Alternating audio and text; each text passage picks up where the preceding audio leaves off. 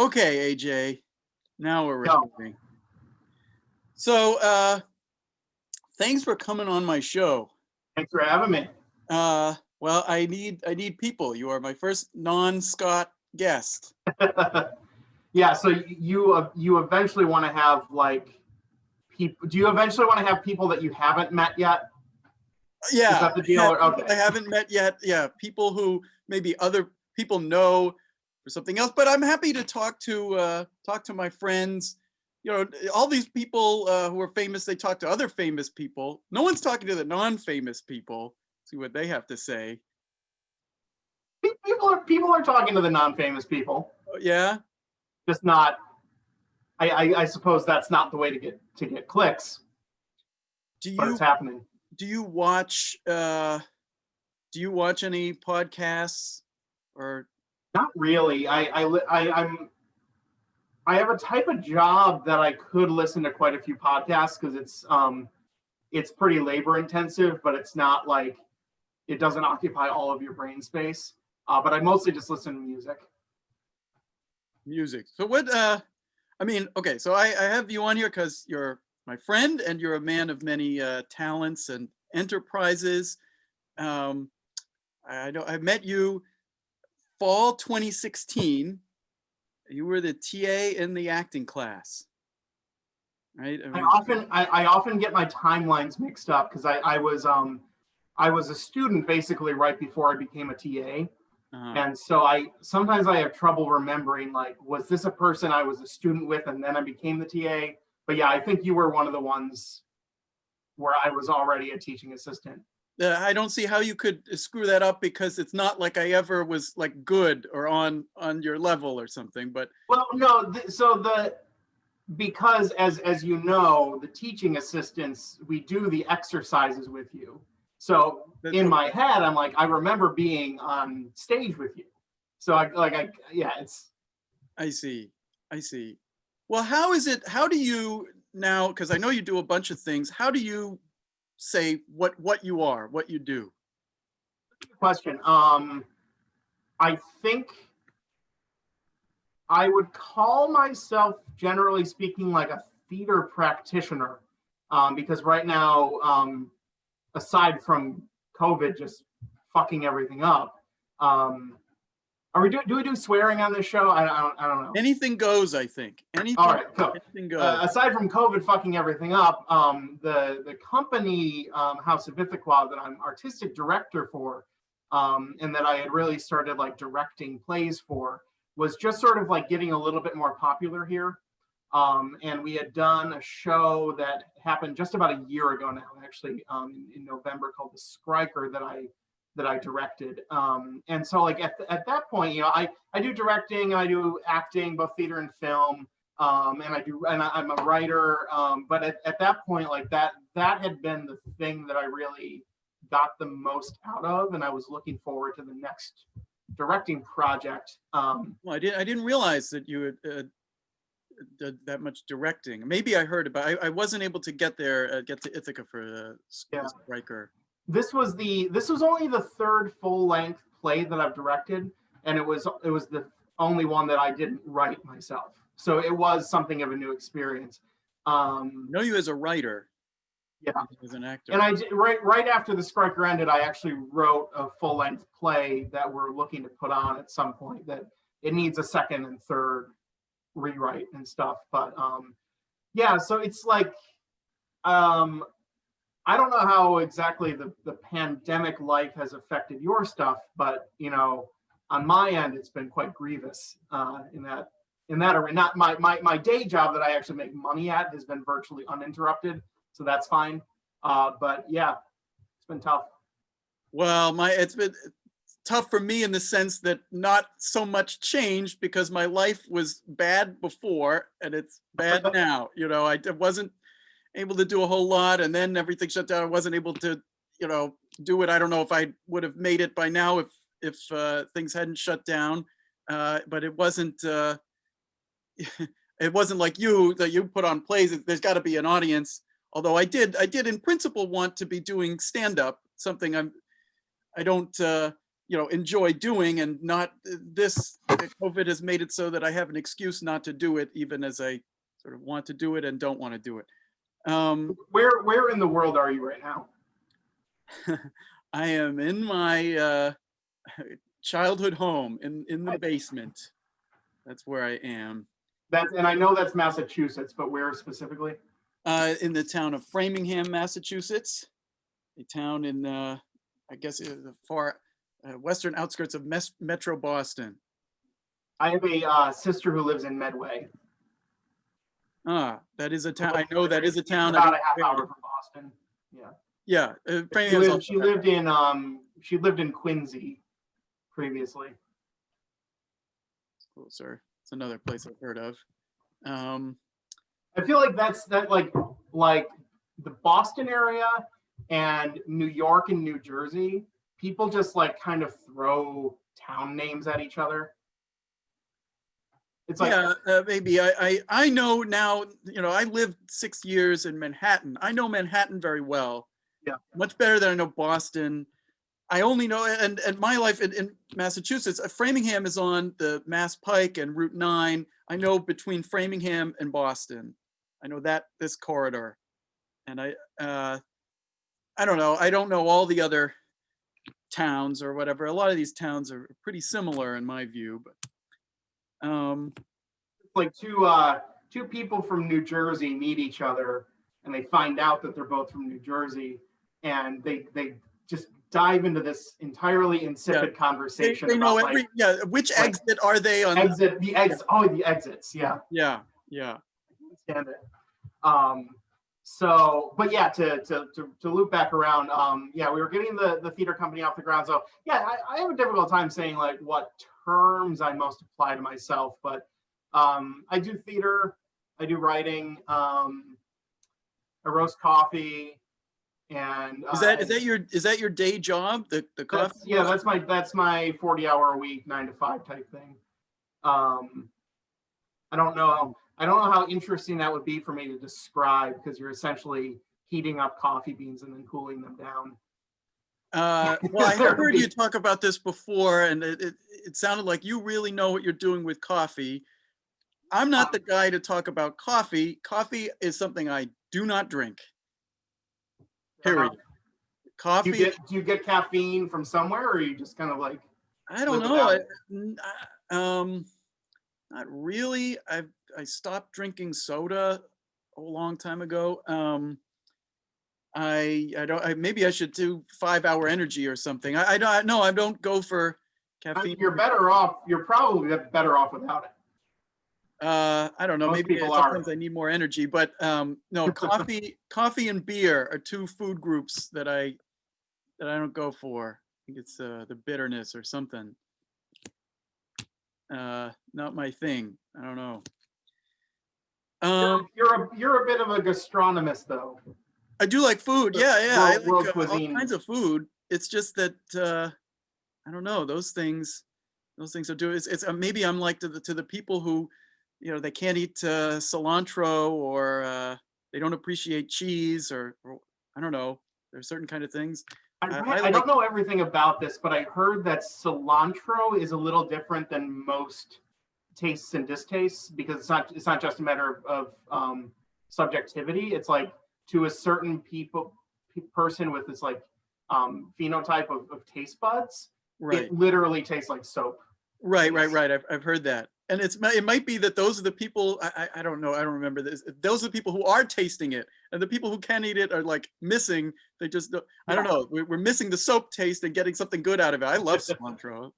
I don't know, but I can't really, I don't know. For a while I went with some friends to some bar trivia where it's really just a brewery, and there's only beer. I had to drink something. So I can tolerate it a little bit better, but the really hoppy stuff, the real like serious, the stuff that beer lovers really like, I can't drink at all. It's like medicine. I don't really like the super hoppy IPAs, which are if you go to like a bar, at least 50% of what's on tap is IPAs at this point. Is that right? Yeah, Well, nothing's on tap at any barn now, but well, sure, yeah. but yeah. Yeah, so we met each other with AWI, and I guess I'm curious with now that you've got a couple years of separation from it, sort of. Has it been about 2 years? Yeah, it's been about 2 years. Going on 2 years. So what, as someone who, you have stand-up comedy aspirations, but I don't think I've ever really heard you say you want to like be in plays. No, I don't want to be in plays. That's correct. Yeah. No. So that actually, that's something that I feel like a lot of people go through this acting class that we did, and who don't really have that aspiration. But given that, like, what are the things, if anything, from the class that you feel have like stuck with you? Oh, it was a big thing. I think I made this like speech at the end. It's changed my whole sense of life and human interaction. It almost like it opened my eyes to a whole dimension of human interaction that I wasn't aware of, that you should be responding to and projecting and giving people back this emotionality. There's an emotion to life, and how that exchange should take place. I mean, by reading a little bit about the technique before I started, I got the sense that it might help me, but there was something there also because I had trouble with this. But here, my whole life, all I've ever done talking to people, it doesn't even matter that they're people. It's just like I have my logic, and I have what I, the content of what I want to say, and it really doesn't matter what is that person on the other side or whatever they get. There's just none of that in my world before, and at least now, even if I'm not good at doing those things that need to be done, I'm at least aware. Okay, that's the first thing that's definitely stuck with me, the awareness of what that is, and maybe some ways of trying to get at it. I know, say, when I try to talk to some girl, that my old way is no good. I should be eye contact, language that refers to feeling and whatnot, that sort of thing. I mean, the specific things that we did in the class, the semesters of emotional preparation, character, intention. In all honesty, some of those things I never mastered. I barely got, maybe once or twice, if that, while I was in the class. I'm still not good at getting people to do what I want. I found the emotional preps to be really useful because I didn't realize to what extent I kind of already did that, with like sort of accidentally, that there were these things that I could do that would trigger specific emotional states, but that I didn't have any sort of control over them. So of all the semesters 1 through 5, which like are supposed to teach you 5 different skills, I would say that's the one, both in the world of acting, just like being off stage and knowing that you're going on to do this particular scene and having like 20 seconds to kind of like get yourself into a place where you can do that scene the right way. And then also just sort of like having a better comprehension of like this emotional preparation that goes into certain like real life interactions that, again, I had been doing. Like, you listen to certain music and it evokes something, or you like, I in particular have a lot of lengthy daydreams in my life. If I have like a half hour where nothing's really happening, like I might technically be like watching a movie or like kind of reading the same page of a book over and over, but really my head is just spinning off into this like story about this like person that I met or something like that. And so like I feel like I had more than just spacing out. I mean, I call this spacing out. It's more like, I would say it's more world building ish than that. Like when I'm done with it, I could really like write down the details of what happened. But anyway, like sort of like So the second semester specifically, like learning to harness that was nice. I personally, and I've been open with like the instructors about this, like just my personal style of acting and myself didn't mesh that well with the whole third semester character thing. Which the Meisner character work is very outside in. It's, you know, you make an alteration of the body or something that you're wearing, and you sort of like look at yourself in the mirror with that alteration, and it drives this personality shift. Has never really meshed with me. I tend to be more like inside out. You get a script and like, what is it that your character says and does, and like, how do you think that informs the way that they move and look, not the other way around. But. Yeah, I want to get into a bunch of that, because I know you do different kinds of theater, and I've always thought that maybe the kind of training we have in that class is meant for a certain kind of acting, a certain kind of theater, and maybe there are other things that people do in acting that are not like that. They're not that's not right for. Yeah, that's a good question, and it kind of applies to me specifically because I do a lot of Shakespeare. Right. Yeah. And I would actually say that Meisner is not suited to Shakespeare very well, because in Shakespeare there is very little subtext. The characters in Shakespeare, as florid as they are and as well as they communicate themselves, basically you can take what they say at face value. And if they are deceiving someone, that character has probably made a soliloquy at some point to tell the audience that they'll be deceiving. So we think of Iago in Othello. His scenes with Othello, he's being disingenuous and he's playing against text and everything. You say, no, I'm not a Shakespeare expert. I've never seen Othello. Okay, so in Othello, he's got this character that he trusts that's actually trying to betray him. And if a modern writer were to do that, they would just show you the scene of Iago pretending to be an honest person when in reality he's stabbing his friend in the back.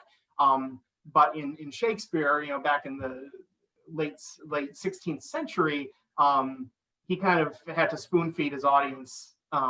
Iago says, I hate this guy, and this is what I'm going to do next, kind of a thing. Same with Richard III. But what I'm essentially getting at is that if a character hasn't told the audience, I'm going to be dishonest, then you can take what they're saying in any scene as honest, which I think runs a little bit counter to these, like, your character is like saying they want one thing, but what they actually need is this, which makes Shakespeare more of a verbal exercise than like than this like sort of modern day intention driven like acting thing, like post Stanislavski, like this is what my character says they need, but this is what they actually need, sort of stuff. So yeah, like that's one example where it doesn't work quite so well. It doesn't work. It shouldn't work in anything that involves like I don't know, that kind of spectacle. It also shouldn't work in, I don't know, musical theater or slapstick. I would say that's another example. At the same time, I'll add as a caveat to all of that, like it never ever hurts to have this emotionality available the very foundation of the repetition exercise that we do. You're making me sad, I'm making you sad. The thing that like Katie would always yell out about, like recommit. Like if you find yourself like going, like retreating into your own head, kind of like ground yourself by recommitting to your scene partner. Right. That, in my opinion, applies across the board to everything. That's you would never be ill-served in doing that. But if we're talking about like specific types of theater that Meisner works well for, I would say like rather intimate, modernist, domestic type of plays where it's it's just this like the nuances of a personal connection that might not have a very obvious in your face plot driven thing. So it's like, some couples having trouble with each other, or there's like Chekhov is a very good example. I don't know if you know much Chekhov. What do you mean by modernist? Maybe it's just that's the style that's happened, more recently than Shakespeare. I just think, real, when you want to show something that's like real, maybe slightly heightened, but real dramatic behavior. Yeah, where there's a verisimilitude. Yeah. We want to literally believe that we're kind of peering in on these people that don't know that we're there. I think is what it's best designed for. And like we said, especially when there's subtext, like a character is saying something, and there are multiple ways for an actor to interpret whether they literally mean that thing or if they're using that to try to get something. I think it works quite well. Yeah, that's my. Well, so how did you come to theater in the first place? I am not a theater guy. I became a stage manager for a guy named George Sapio. You might have met him at some point. Yeah. I saw one of his things that Katie was in. I forget what it was called. At some point, they cut off someone's head. Oh, the writer, and they cut off his head, but the head stays alive. Yeah. So Scott and I were actually in the other one too. I don't know if you saw the other one where I was the big teddy bear. Yes, right. Yeah. So anyway, I became friends with George, and I started stage managing for him. He was kind of producing a lot of his own plays at that point, like 2 or 3 a year. And I eventually took the directing class that he taught here locally in Ithaca, and eventually I found myself directing a play called All My Sons by Arthur Miller. Heard that you might be familiar with. Heard that name. I've heard that title and that name. I don't know. It's a play. So I was directing that, and I had never done any acting before. But with after you went to Cornell, right? Yeah. So this was after Cornell. Very seamless in life. And so I was directing this play after taking this class at the community college here. And about 2 weeks before the show was supposed to go on, my lead actor dropped out over this conflict. And so I was the only one. Gotta be you? Yeah. That's we can go into that, but it's its own thing. I ran across that guy. We did a couple Shakespeare's after that, and it was funny because like neither of us ever forgave each other for it. So we were in this play together, and we had scenes together, but we just wouldn't talk. Wait, what he wouldn't forgive you for? We both messed up in our own individual ways. Oh, okay, because he left you hanging. He left me hanging. I made a mistake that he took as disrespect that I regretted, but yeah, he abandoned the project. And anyway, you're saying you having never acted before with two. I took his role on, it was not only my first ever acting, but it was about 750 lines of text. And it was a character who was in his 60s. So that was that's a big, like I couldn't do that. Not very baptism. I had a single night of like doubt about it, where I was weighing my options about like, should I wake up the next morning and just email the rest of the cast and say that we can't do this? And then I just decided, fuck it. Like we've already put so much work into it. I as the director, I basically I kind of had the lines in my head anyway. So the process of memorizing the lines, which it turns out I'm pretty good at anyway, was kind of already started, and we just did it.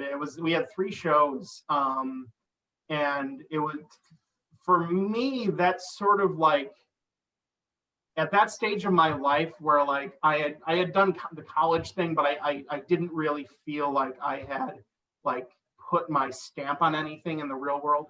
Yeah, I know that. For me, that sort of like cemented this like really seminal moment of my life where it was like there was this tremendous hill to climb that like a lot of other people would have just thrown in the towel Yes. on, to mix metaphors. But like I just kind of made it work, and I've gotten a lot better as an actor since then and better as a director, but that's like just something that I think back on, that there was like every reason to give up on it, but I didn't. And for that reason, like I don't even really know if at that point it was theater, the theater arts specifically, that spoke to me. It was just this thing that I had done. That Well, might you have had to been have some reason. You didn't have any particular reason to want to be the stage manager in the first place. I feel like you must have. I'm actually having trouble remembering exactly how that first. He was just like someone that someone introduced me to, and I literally didn't have anything to do. And he's like a charismatic guy. Yeah. So he was like, "Yo, you can do this." And from there to taking on this role, you're looking at someone. I walked out of a special like Spanish thing. I had scored high enough to be one of these people, but the next step, we were supposed to go into a room one at a time and just speak in Spanish about some scene that they showed us. And this prospect of having to do this scared me so much that I just walked away while someone wasn't looking. I guess that was a long time ago, but boy, I would not have done what you did. I give you a lot of credit for that. I can see how that. It's interesting because I find public speaking to be quite terrifying. I like to speak. Well, that's the thing I'm better at. I've made some pretty good speeches and storytelling. And you've taught classes in front of class. Yes, I've taught classes too. That's right. That's another thing I should make sure. It was actually funny because I'm so at this point I'm so accustomed to getting up on stage in character to do things. But you probably remember for the Actors Workshop showcases, you kind of like, Katie goes up with one of the TAs beforehand, and we. Oh yeah, I'd hate to do that. I would not want to do that. That was not fun for me. We don't do curtain speeches for our House of Ithaqua shows anymore because we want it to be a little bit more immersive. But for the first couple that we did at Risley, we did that, and like that was just terrifying for me. There's something about like the stage lights not being. It's really weird. So I consider those to be two quite different things. That's true. If it's cerebral, if I have to write it, then I am better at doing it. But do you remember any particular like scenes that you did, or like just moments on stage where you felt more comfortable or less comfortable? Oh, on stage, I don't know. The truth is, I always felt in that class that I was really trying to achieve something and get somewhere with the exercises in the class. And then at some point, I know that you have to show what you can do and test it against doing a scene. But somehow a lot of what I was trying to be, being totally in it, had to be thrown out for the kinds of things that you just need to do when you are on stage. The cheating out, the projecting, and make everything. Somehow I don't know that I've never watched any of the show of the videos of it, so I don't know, but I'm pretty sure I was bad, because I don't know that I felt totally in it when I was on stage. I had just a couple of moments when I was in the class that were that sort of taught me, oh, like this is what this is all about. This is what this could be like. I don't know, only maybe once or twice did I really, I think, achieve the right thing with one of these emotional preps, and I have really felt different. I felt like I was so filled up with something it was almost like I wasn't in control, like the wheels were off the track. I didn't, no thinking whatsoever. I just felt and did. And that was a pretty incredible feeling. I don't know if that's what actors feel. It's so different because I want to be in control of everything all the time. And I think, you know, maybe, oh, if I were actually good at this, this would be what it would be like more often. But I don't know that I got there too many more times. That was something for me. And I sort of wish, you know, I would have reported, like if I had that feeling again, I'm sure that would have been my better work. There was a character I played in the so the very first House of Ithaqua play that we did was called Bug by Tracy Letts.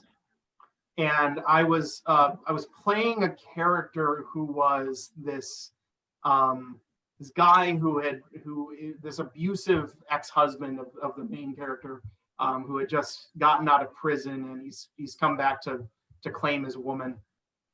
And there's some pretty explicit sexually abusive stuff in the play, and that was really the one time in my acting career that I really felt the need to disassociate somewhat, in the sense of like losing yourself, because you couldn't just be that guy.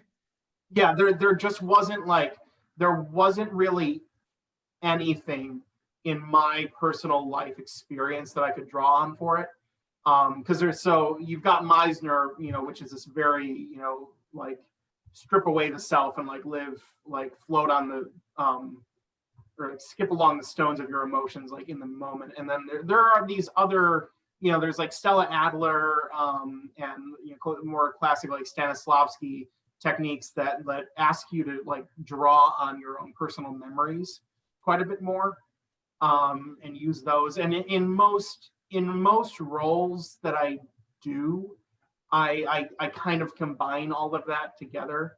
But for this specific one, it's just like this isn't bragging. I've never really had those sorts of possessive, like this is my woman type of I've never had that, but I can understand it. You can understand it, yeah. I really just couldn't understand it. I was coming up like on these like stumbling blocks in rehearsal where it was like that was the only thing that mattered to this character, and like I just couldn't get out of my own head where it's like, oh, she's seeing this other guy now, and I love her, so I'm happy for her. I'm like, you know, like it can't be that way. And so like I feel like that that in a sense was like the most Meisner-y acting I've ever done, because I just had to because I couldn't relate to that personally, I just had to fall back on this like very base level emotionality, and also like the combative nature of the scenes I was in, and the way that I was being spoken to by these other characters. I really had to let that like rile me up. Yeah. I don't know. When I tried to do characters, I know that the exercise is try to put on all this stuff to be as completely as heightened as much as you can in the direction of something different, which is all I tried to do, even though I don't know that I ever could actually be or pull that out. I tried it in the hopes that it would do something for me. Meanwhile, you know, if I'm actually in anything, I really have a limited range. Don't expect, you know, just take a look at me. Here's what I can be, and don't ask me to be something else. Which like there are a lot of very, very famous and successful actors that I think that's the case for. Yeah. Like you have these real chameleon types that I think we're supposed to like sort of regard as more impressive. But I think of like, what's a good example? Lewis, he plays a lot of different kinds of things. I'm thinking more of an example of the other type though. Well, like Samuel L. Jackson. Samuel L. Jackson is pretty much. No one ever watched a Samuel L. Jackson role, and it got to the credits, and they were like, holy shit, that was Samuel L. Jackson. I didn't recognize him. Like it's like he has this like brand, and it like I almost feel like when he's accepting a role, the people that are casting him are just kind of accepting, like they're getting this concept of the actor, not necessarily the character. Like they're getting this unit of culture that is Samuel L. Jackson, Right. to put in their movie. And to his credit, even though he's not a chameleon, he has cultivated an aspect of his personality that people are just going to hand over their money for 1,000 times to see the same thing. So it's sort of impressive in like two very different ways to me. Yeah, it works. It works. I don't know that I've seen the movie specifically for Sam Jackson, but he's been in movies that I've liked. Some movies I don't like. He's been in, for Scott's sake, I've been watching all these Marvel movies where he plays Nick Fury. Yep, with the eye patch. Yeah, he has an eye patch. I don't know about this character. Whatever. There have been, how many Marvel? There's like 19 or 20 of them, I think. Wow. I've really enjoyed like 3 of those. Oh, you have enjoyed? You've actually enjoyed 3 of them? I really like both of the Guardians of the Galaxy movies. Saw the first one of those. I think are a lot of fun. And then there was, it seems to be the one that everyone hates out of the Avengers movies, but the Age of Ultron one with James Spader. Oh, I just saw that. I can't stand James Spader. Oh, really? I like him. He's a guy who plays the same guy, kind of guy every time. Yeah. I couldn't stand him on The Office. I don't think he belonged in that universe. Always the same, smarmy. He's so intelligent and like he knows something we do, and he's so smug. And I hate this guy. That he is. Well, he kind of got his start as the villain, like the douchey frat guy in a lot of like 80s teen movies. 80s teen, okay. Like I think he was in like Pretty in Pink. Let's see that. And another one. He was kind of like when he was a younger man, he was typecast as like the boyfriend of the girl that you want her to break up with him and be with the other guy instead. Yeah, I can. So I feel like, yeah, he's kind of, now that he's in his like 50s or 60s, he's just like a more mature version of that or something. Oh, I did not like this Age of Ultron. It's not like a favorite movie of all time, but that one, and then the two Guardians movies. I guess I saw the first one, and I don't know. I don't think it compares favorably to the kind of fun movies it's being like Star Wars or Indiana Jones or something. You're talking about the Guardians movies? Yeah. I think it's quite a bit funnier than those, and it's much more it's much more. There's not so many funny movies in Star Wars. There are funny moments. I'm thinking in Indiana Jones. I think there's a big difference though between like a movie with funny moments in it versus like a designed comedy. Like Guardians of the Galaxy, like it has emotional payoffs too, but they're very clearly going for like, you need one of those like laugh every page. I get, yeah, things. But I'm not gonna laugh at this character. All he says is "I am Groot" or whatever. This is the humor of kids and these Pixar movies too. Like this. It's not going to do it for me. I think that was Vin Diesel. Yes, I did see that in the credits.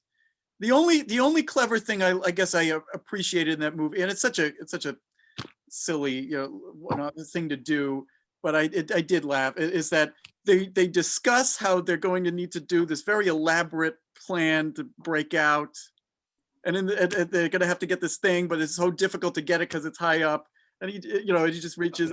He's just doing it while they're explaining, and then they're explaining why they absolutely shouldn't do it first, and then all the chaos breaks loose. Okay, I'll give him that.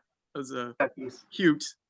Yeah, I won't make us talk for too long about the Marvel stuff because I know you and Scott really did it. But I will say, having listened to both of your opinions, I'm just gonna say that they are what they are, and that I kind of agree with Scorsese that they're just sort of like they're basically the theme park adventure rides Yeah. of, And not even cinema.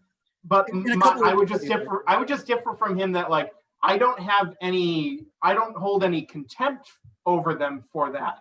I think if there's like if there's a portion of the movie going public that's like misunderstood them for being greater than they are, that is no reflection on the creators of it. Like you've essentially, if I build a theme park and people and I do it because it's got fun roller coasters in it, and then people go like they insist that it's actually high art, and because of that they want to pay me more money to go there, I'm going to take their money, but I'm not going to take any responsibility for the fact that it's not high art. Yeah, I know that I won't be the first person to suggest that the real target of Scorsese's ire there is not the makers of the films, but the film going public that seems to keep going to these films that causes the studios to keep making them.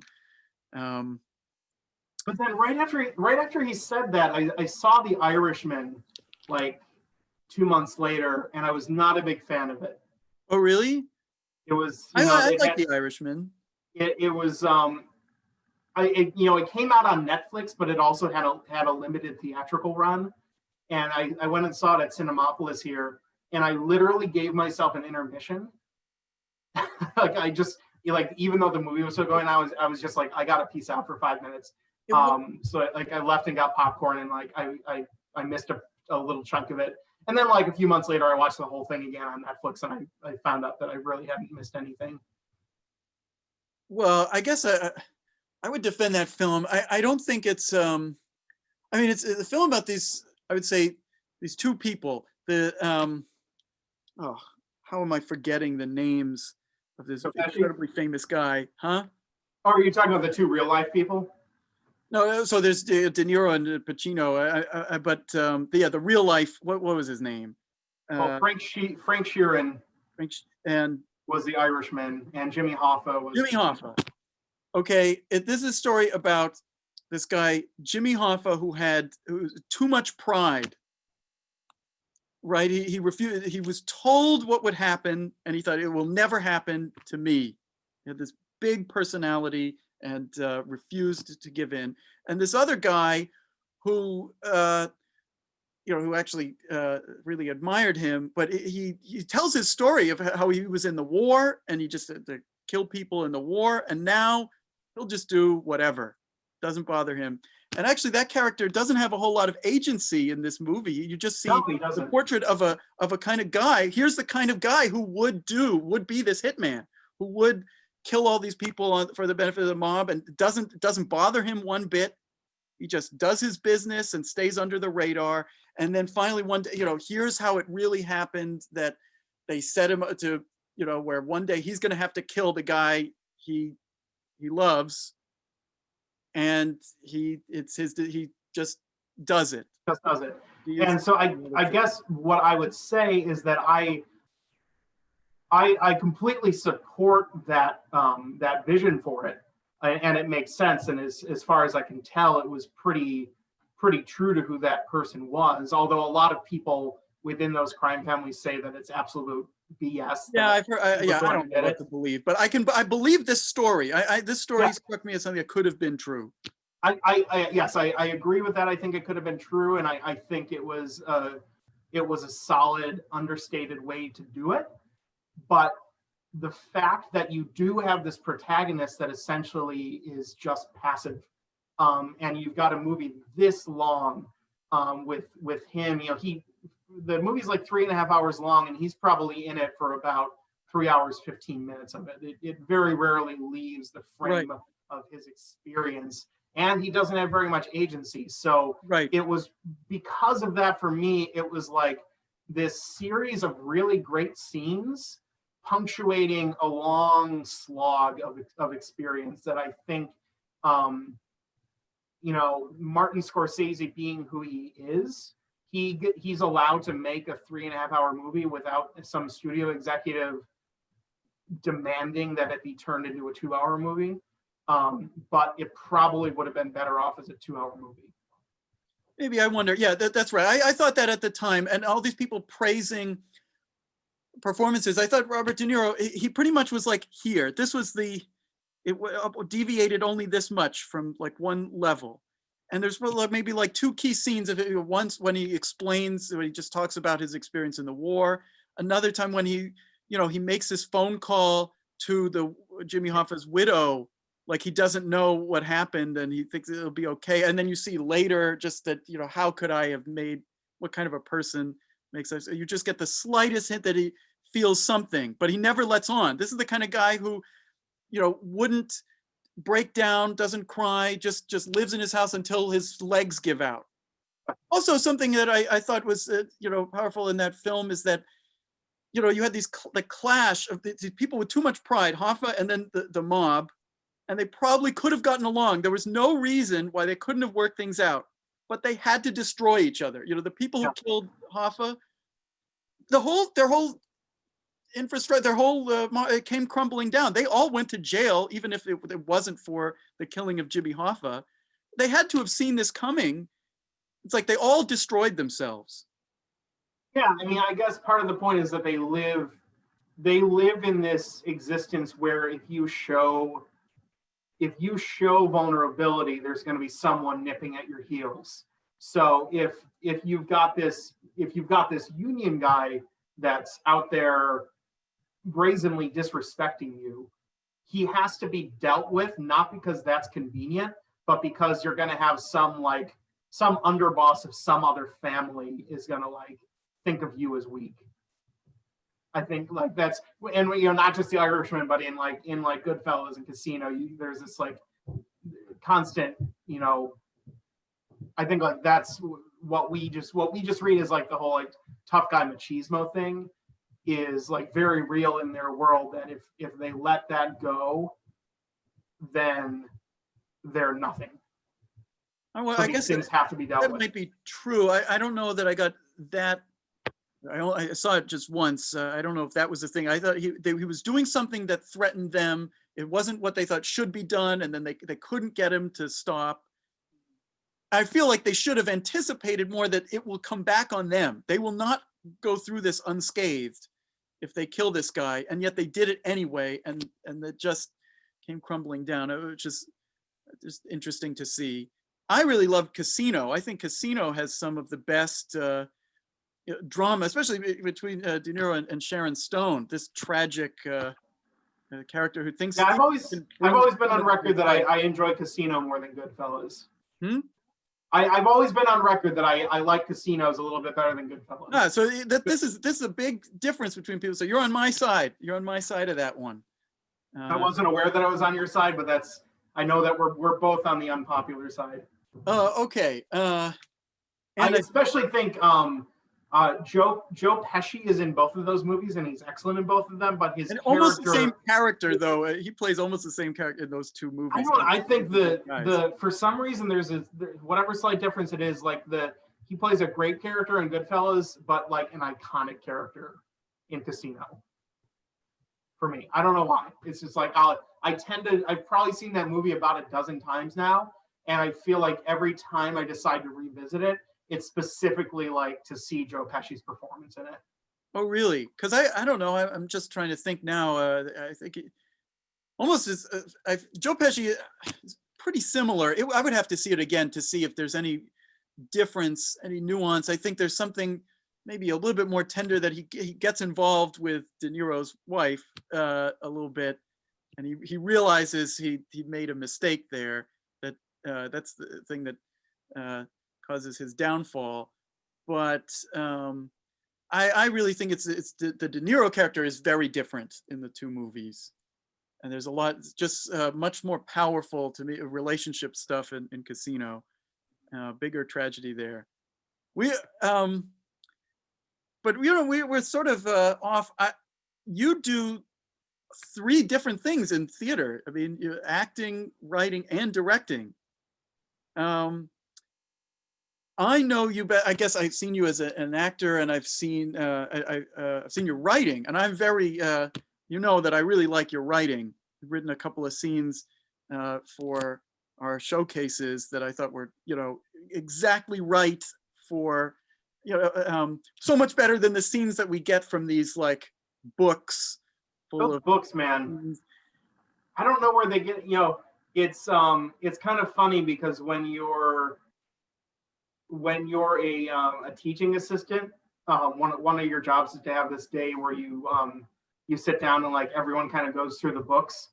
And one thing I always wanted to communicate to the students was like, if you don't particularly like the scene that you got, I promise you, it's still better than 90% of the other ones. Like these books always have they always have titles like the best short plays of 1994 or 2002 or whatever. And like I just think to myself, like, man, that's the best short plays that were written in like all like the Western Hemisphere or whatever, like, or just in America.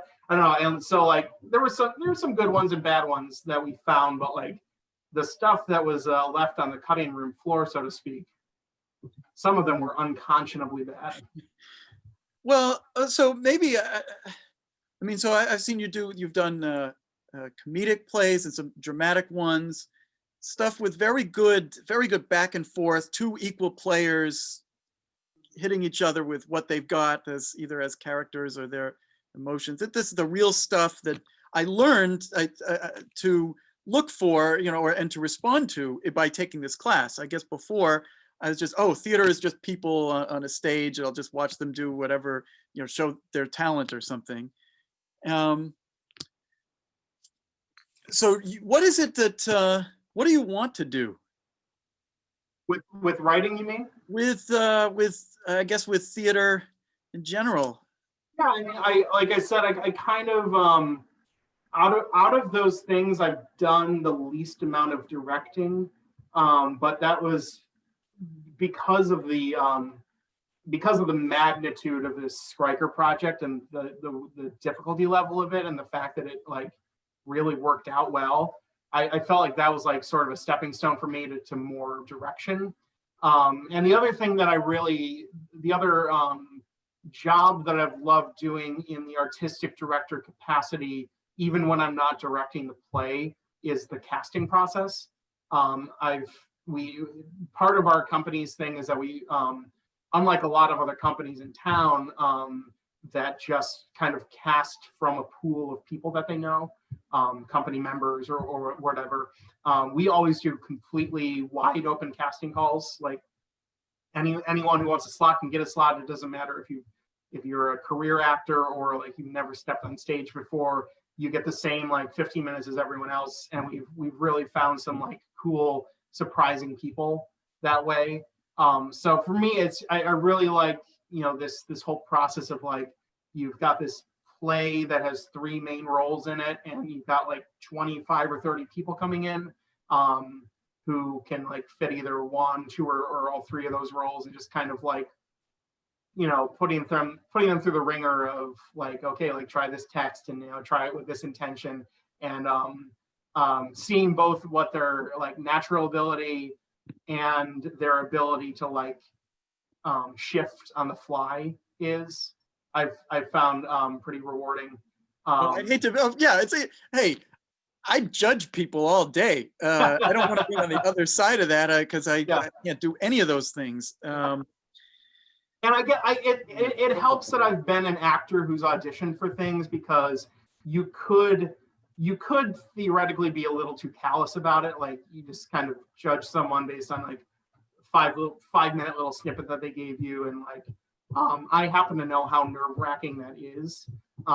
So I try to approach it with empathy, but it is in a sense like the most direct form of competition, where it's just you are either better or worse. It's for that specific role. Like you might have someone who's in the long run like a much better actor, but the specific role requires this thing that we just like.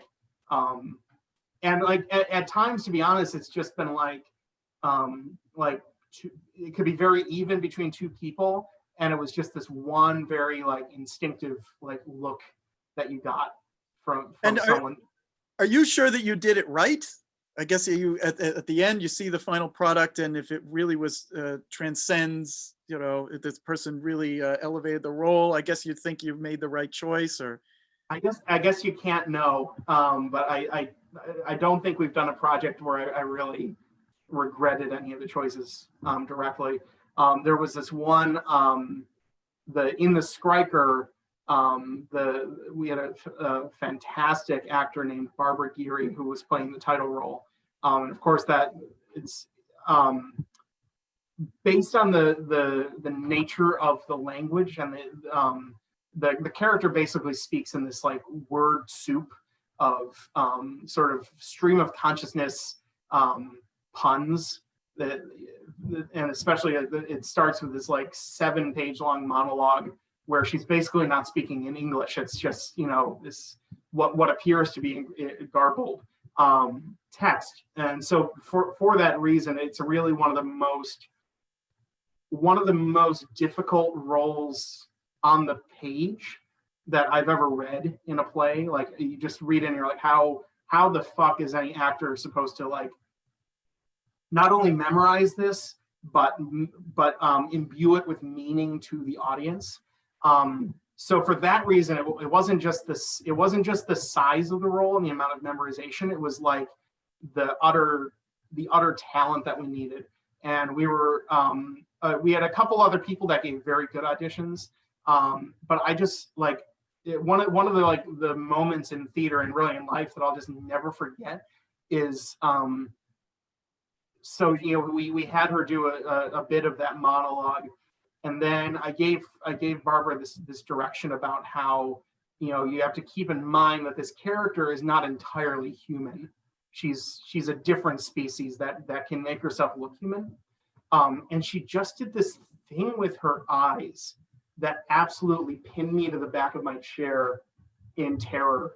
That was like it was reptilian. There's the conspiracy theory about the reptiles, you know. Have you heard of this? Conspiracy theory about the reptiles? Yeah, like there's already like, I don't believe it. If it's of course not. You're not meant to. You're not supposed to. I hope you don't believe it. But one of the conspiracy theories out there is that like certain elite people are actually like this like alien reptile species wearing like human skin suits. And that was like when she did that, that was like this like, are you actually Men in Black? The guy blinked his eyes the other way. Mm-hmm. Do you remember there was this movie with Scarlett Johansson, Under the Skin, where she was playing some. I didn't believe it for 1 second. That was a terrible movie. Not good. There was some. I don't know who did it, but there was someone recently did like a whole top 100 films of all time list, which I think it's a ridiculous concept anyway. But I was intrigued by it, and in my list instead. But yeah, in the in the list of 100. They only had 3 films from this 2010 to 2019 decade, and Under the Skin was one of them. And I'm like, then it should be thrown out. Do you know what's the name of that? Who? And it was the other 2 were Get Out, which I love Get Out, but I don't know if it's a top 100 film of all time. Yep. It was Get Out, and I think it might have been Parasite, which I would agree with. I like Parasite a lot. I guess I have my lists. I don't know where I misplay. I make all kinds of lists like this, and you know, recent movies that I've liked, and it's hard without time to say, oh, greatest of all time. Also, I just want to point out about all these lists. People like when they make these lists, they try to spread things out to like different filmmakers, different times, and you know, they put a lot of emphasis on maybe different criteria for each movie. Like, oh, this one they really like for the story. This one was a great for, you know, visual effects. And this one was, you know, but I think in an honest assessment of, you know, people's greatest, you know, if you really think, you know, Kubrick was great, you might have like 5 of Kubrick's films right there in that top 20 or something. It will never look like one of these AFI lists. So whatever, that's just what I have to say about these lists. I think they always try to satisfy some apparent lack of bias. Yeah, or something. It's I don't know. In trying to spread it out, it's not. Yeah. Right. It's not really getting it, I don't know, some kind of merit. I don't know what that. Yeah, but I think you're right, because in this, like, if you think of it's like if you did the top 5 like seasons that like a basketball player has ever had, like all 5 of them might be Michael Jordan, because he was just the greatest of all time. So yeah, like if you have this, like theoretically, if you personally think there's a director who's like heads above everyone else, then it would stand to reason that like their worst movie is still. I don't know about their worst movie, but you know, maybe several, a whole bunch of their movies. That's what I think. But anyway, back to what I was saying. That so, it was kind of funny because it was such an ambitious project to do. The Skriker. The Skriker. And I really feel like it was borderline arrogant to think that we could do it without actually knowing who that lead character was beforehand, because there's every chance, especially like in a relatively small town, you know, you're going to get like 20 people audition for something very, very difficult. And like maybe some of them do a really great job, but like still don't quite meet that particular level. And so that was a case where I felt like we got lucky that someone saw an advertisement for our audition who didn't actually live here at the time. And like she just kind of just sort of walked in, and like so that was yeah, that not from somewhere else. So she had just moved to Trumansburg, which is close to Ithaca here. But I guess what I mean is the process I was describing about how we do open auditions for everything. There's sort of a cliche in the Shakespeare world that you don't put on a production of Hamlet if you don't know who's playing Hamlet. You know, because it could just be that like you don't get the right person ever. So you have to sort of build that project around the person who you think is right for it. And like this is a project that in retrospect we would have been better served like finding Barbara and then doing the thing around her, and we just got lucky that, you know, she wandered in. No, that's very good. And you knew that the role was difficult. What makes a role difficult? Well, like I was saying, this time it's in this case it's the text itself. Also, the character is a shapeshifter, and she very difficult for a human to do that on stage. Right. So through the course of the play, using pretty much just body language, because we had these little costume changes where she would it was actually this really clever thing where she started with all the costumes on her, all these different tops, and as she would change character, all she did was like remove a layer, so that like now she's sort of wearing the skin of the new person, in a sense. So there was this like kind of basic costume thing, but 95% of it was just her physicality.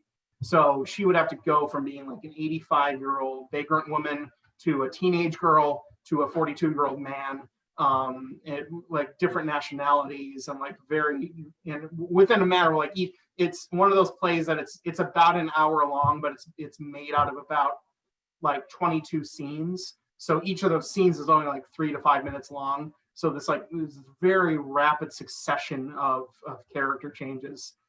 So yeah, between all those characters and the text itself, like I mentioned in spots, is like virtually non-English, nor any other language known to man. And then on top of that, what I'm describing with the characters, it's like doing all these characters while maintaining a semblance of the foundational creature underneath it. That's like, so you're kind of like playing a character, and that character is playing all these other characters.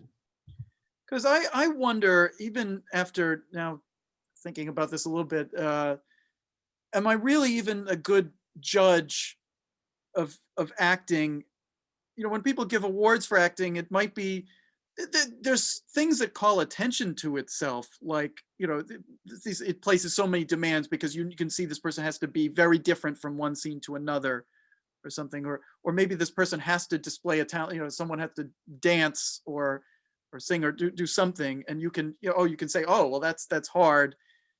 But I wonder, sometimes maybe those things where you really have to be so completely not yourself, or you have to do a very particular thing, I don't know, narrow it down. It's just a matter of achieving that.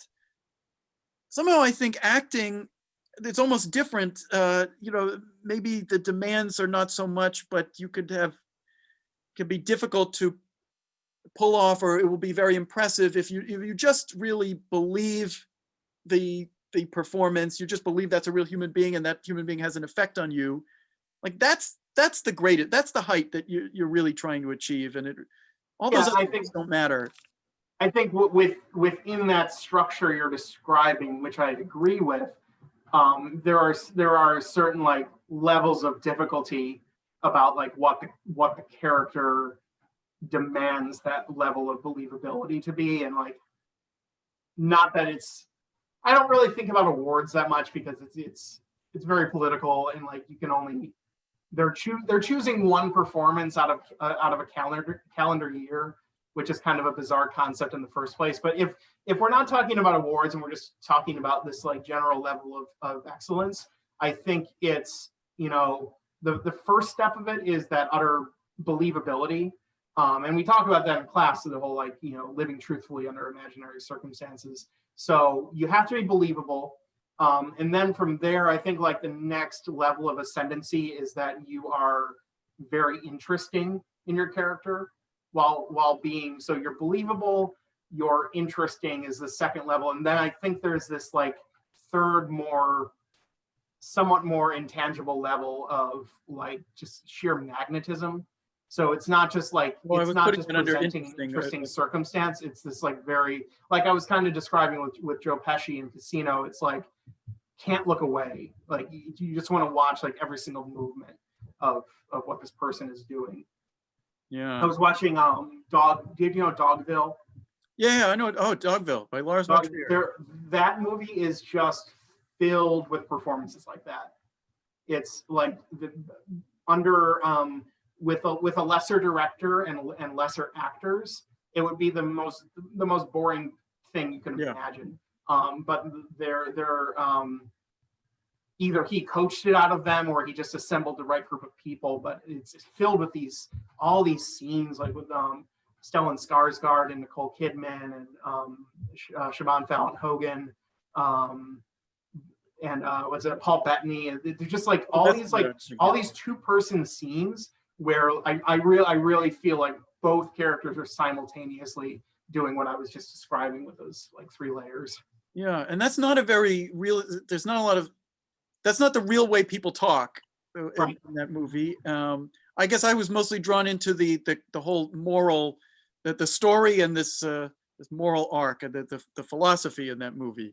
But yeah, I guess I do really love Nicole Kidman. I think she's a great actress. I think I'm drawn into that too, but just imagine for a second like how little you would care about that morality thing if you were bored to tears. Yeah. So it's like you can't properly receive that message if it's something that you want to look away from. And that's my very basic like I have this very basic litmus test when I watch either a film or a play or even a television show, which is like at any point do I wonder to myself like how much of this is there left? How much longer do I have to sit here and watch this? Like it could have like, there could be elements of this film that work for me and others that don't. But if at any point I'm just like, especially now that we watch everything on our computers, if I'm actively like taking my mouse and hovering over to see how much time is left, that means like on a fundamental level, I'm not enjoying something about it. Yeah, and I felt that way watching some of these Marvel movies and some of these things. I've now learned with some of these movies, I just have to turn them off. I don't have to finish every movie that I start just because picked something on HBO Max.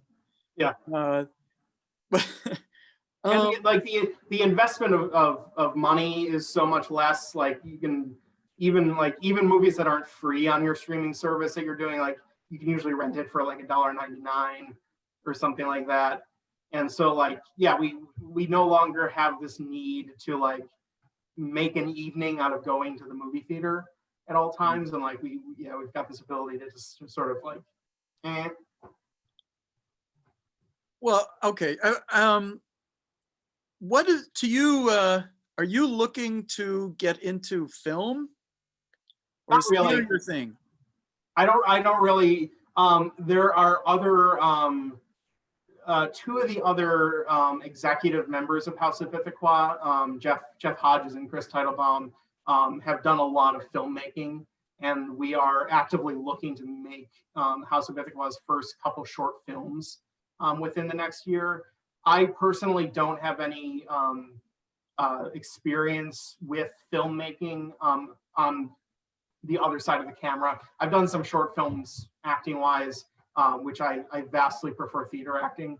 And it's interesting to me. Like, I think I might try to dabble into maybe some of the screenwriting aspects of it, or just sort of be present for the shoots because I'm really interested in it. But it's definitely, it's not my ballpark. I see. Because for me, I love film, and theater to me is definitely a secondary kind of thing, a sort of a niche thing. I don't know. Yes, maybe if the play is really fantastic and achieves the kinds of things that I guess I've been describing, and what I want to see about real drama, where I just actually feel something seeing two people going at it. I don't know. That's a special thing for a night. But I love film, and it is different. It's maybe harder to get into. I don't know. What are your thoughts? Are you? I feel like theater is a small and has been dying for a long time. It's not the major art form in this country. It's. I think the death has been overstated. I think it remains. To me, it remains the form of storytelling that's the closest to like our very primal sit around the fire and tell a story thing. It's Really, it's got elements to it that are more complex than that, but it inherently involves the gathering of people. And that's actually, if we can have a separate conversation about this whole like virtual theater trend that's going on during COVID, which I consider to be a completely different art form. But I think that the concept of the concept of theater dying, especially in the growing shadow of film, has been around since that like kind of golden age of film. Was supposed to do it away for good, and it hasn't gone away. It's you can find live theater in virtually any community in our society. Sometimes it's a really small town, and it takes the form of like the high school kids doing Peter Pan. Granted, but I was in my 5th grade production of Peter Pan. Who were you? I was Michael. That was the last theater acting I did before this acting class. Is he the younger brother or the older brother? He's the younger brother. Okay, cool. My first theater acting was I was in 3rd grade, and we did a sort of Bowdlerized version of Midsummer Night's Dream, and I was the Wall. Wall. He's one of the rude mechanicals, and he's in the play within the play. He's playing the Wall. Okay. But anyway, yeah. So I think this conversation about the disappearance of theater has been going on for a long enough time that you would have to kind of ask yourself why it's not gone yet. So I think there's something about gathering with a live audience to watch live performance, and that applies to, that's also the ballet and the opera, are, you know, two things that I'll never be part of because I don't have that skill set. But I think it's all that, like, it fulfills this very basic need of ours that I think film, for all the things that I personally enjoy better about film, is I think there are things about film that have tremendous advantages over theater. I think that film can never quite approach that community gathering thing, even in, you know, even in a situation where you gather with other people to watch in a cinema. It's still, there's something that's the direct connection between artist and consumer is not there. So that's one thing I really love about theater. And I agree with that. That you know, human connection, certainly to live people, is something that's in theater, not in film. But it is in this small, but it's in these communities. There are these people who like to do theater, you know, some of whom I might consider professional, a lot of whom are just sort of amateur. They're just sort of having fun with it. Theater does not really command, you know, the cultural conversation. There's not like a play that, you know, the country talks about, or I think there are in bigger theater cities like New York and London. I think there have been plays that have really captured the attention of the city as a whole at times. I think a lot of, at least what I know of, there's the spectacle shows on Broadway, which are probably not, like, I don't know, it's not the kind of thing that maybe you're talking about putting on. Oh, certainly not. And the issue with Broadway is that, yeah, it's like 75% the spectacle shows, and then usually those are like large cast musicals of a very optimistic nature. Hello, Dolly. Well, no, that's even older. Yeah, but, so you've got like the big new musicals. So like Hamilton was obviously the biggest example of, like. Well, I guess Hamilton did. Yeah, that was captured the national conversation. But so usually there's like. Not a fan, by the way. Not a fan? Not a fan. I've actually, to be honest, I've only ever listened to it through just on Spotify. I've never actually listened and watched the performance. But anyway, so there'll usually be like the 2 or 3 like big new musicals of the year. And then there are the Lion Kings and Cats and Evitas that have just been playing for years and years and years in the same theater. And then there will be maybe like a couple smaller theaters will have like the more boutique musicals that are maybe a little bit more intimate or grittier. And then there's very little room for just like plays. And a lot of the room that there is for plays is revivals of your like Tennessee Williams and Eugene O'Neill and Arthur Miller. And so like we've gone like down the list, and like so like all the way down there, usually there's like one like new play like on Broadway at any time. So like, you know, you'd be better served like looking at like off Broadway and off Broadway if you're in New York, like looking for an exciting new play that's going on. And then like eventually, you know, some of these things have like a life cycle where they go and do that, and then they have like a London run, and then they eventually make it on the Broadway. But yeah, you know, I think you're right that they're like it's very rare to see like a new play become iconic in the mainstream. Whereas, you know, there are films that you could go to any town in the country and then ask people what they thought about it, and you'd find people. Is this what you want to do? You want to write that play?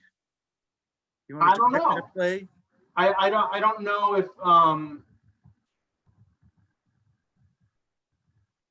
I don't know if the type of stuff I write would necessarily be that play, but who knows? What is the stuff that you write? What would it be? I mean, I'm currently because of the job that I'm in. I don't think I've actually mentioned during this whole thing that, you know, House of Ithaqua is specifically horror. Oh, I didn't realize that. I didn't know that that was your like thing. I guess I knew the Skriker and Bug. Not always like, and it's not always direct, like, scary monster hiding in the corner type of horror, but it is like inherently dark. It could be a psychological thriller, it could be a dark comedy, but it's got something on the very like visceral, like get at your guts type of like I like to think that in each of the plays that we do, there's a moment of like a very physical kind of either gross out or just very painful. Like in Bug, there's this terrifying scene where the guy is convinced that he's got little bugs that have been hidden under his teeth by the government, so he just takes a set of pliers and like rips a tooth out. And Jeff, who was I hope that was done with special effects. Yeah, so he's Jeff, who was that character. We worked on the violence of it, where it's about like expressing the right like tension in your arm, that it really looks like you're working at it, and you've got the pliers like up to your mouth, but your hand is masking the fact that they're not there. And then he had like a blood pack in his mouth, so that when he finally does that, the blood just sort of like starts to spill out. And it was really, really gross. And I guess I'd seen a production of King Lear, and I think there's some eyes being taken out. Eye gouge, yeah. So that's I think that's one thing that I'm super interested in, that I think is also an advantage of theater, is having you can have like really gross movie scenes, but there's really nothing like watching someone do like a really great job. I also was but don't you wait, I want to wait because it strikes me as a strange thing that you want to focus on that, because it's there's a difference. Yes, I think in theater you can be shocked and maybe disgusted, grossed out by that kind of thing. Probably not the thing I'd want to achieve. I like horror films. Can the play like scare you? I think so. You think so? I think that film is this much more psychologically intimate art form, that where you're free to wander, and it's more, you're seeing something. It's more like lived experience than watching something happen, to some other people. And you're feeling real terror is something that it's one of the heights of what film can achieve. And I don't know about that in a play. I've never seen it in a play. I've seen those other things. I've seen the gross, I've seen the shock, I've seen the like gunshot, lights go out, or things like this. It's just I don't know. Horror, I feel, is like for film. I think it's for both. I also think that we are learning. We're learning how to scare people better each time we do something. There's a lot of imaginative stuff that you can do with sound, for example. And so in the Skriker, which really does have its rather scary moments, we did this really cool thing where we made use of four. So the audience was in the round, so they were sitting in a circle while the action was in a little pentagon in the middle of it. Mm-hmm. Pentagon. And so that's sort of immersive as is. You're sort of hemmed in more so than like a proscenium setup where you've got the audience on one side of the room and then the stage lights and everything on the other side of the room. So we're all in a circle, and there are four big speakers in the four corners of the theater that we were making use of for sound. And then about halfway through, we reveal that we've also planted speakers under the audience's feet. And so, under the risers. And so there was this really cool effect when there's the first sort of body horror thing that happens, that the sound that we've grown accustomed to coming from all above our heads is now beneath us and very earthy. So there's things like that.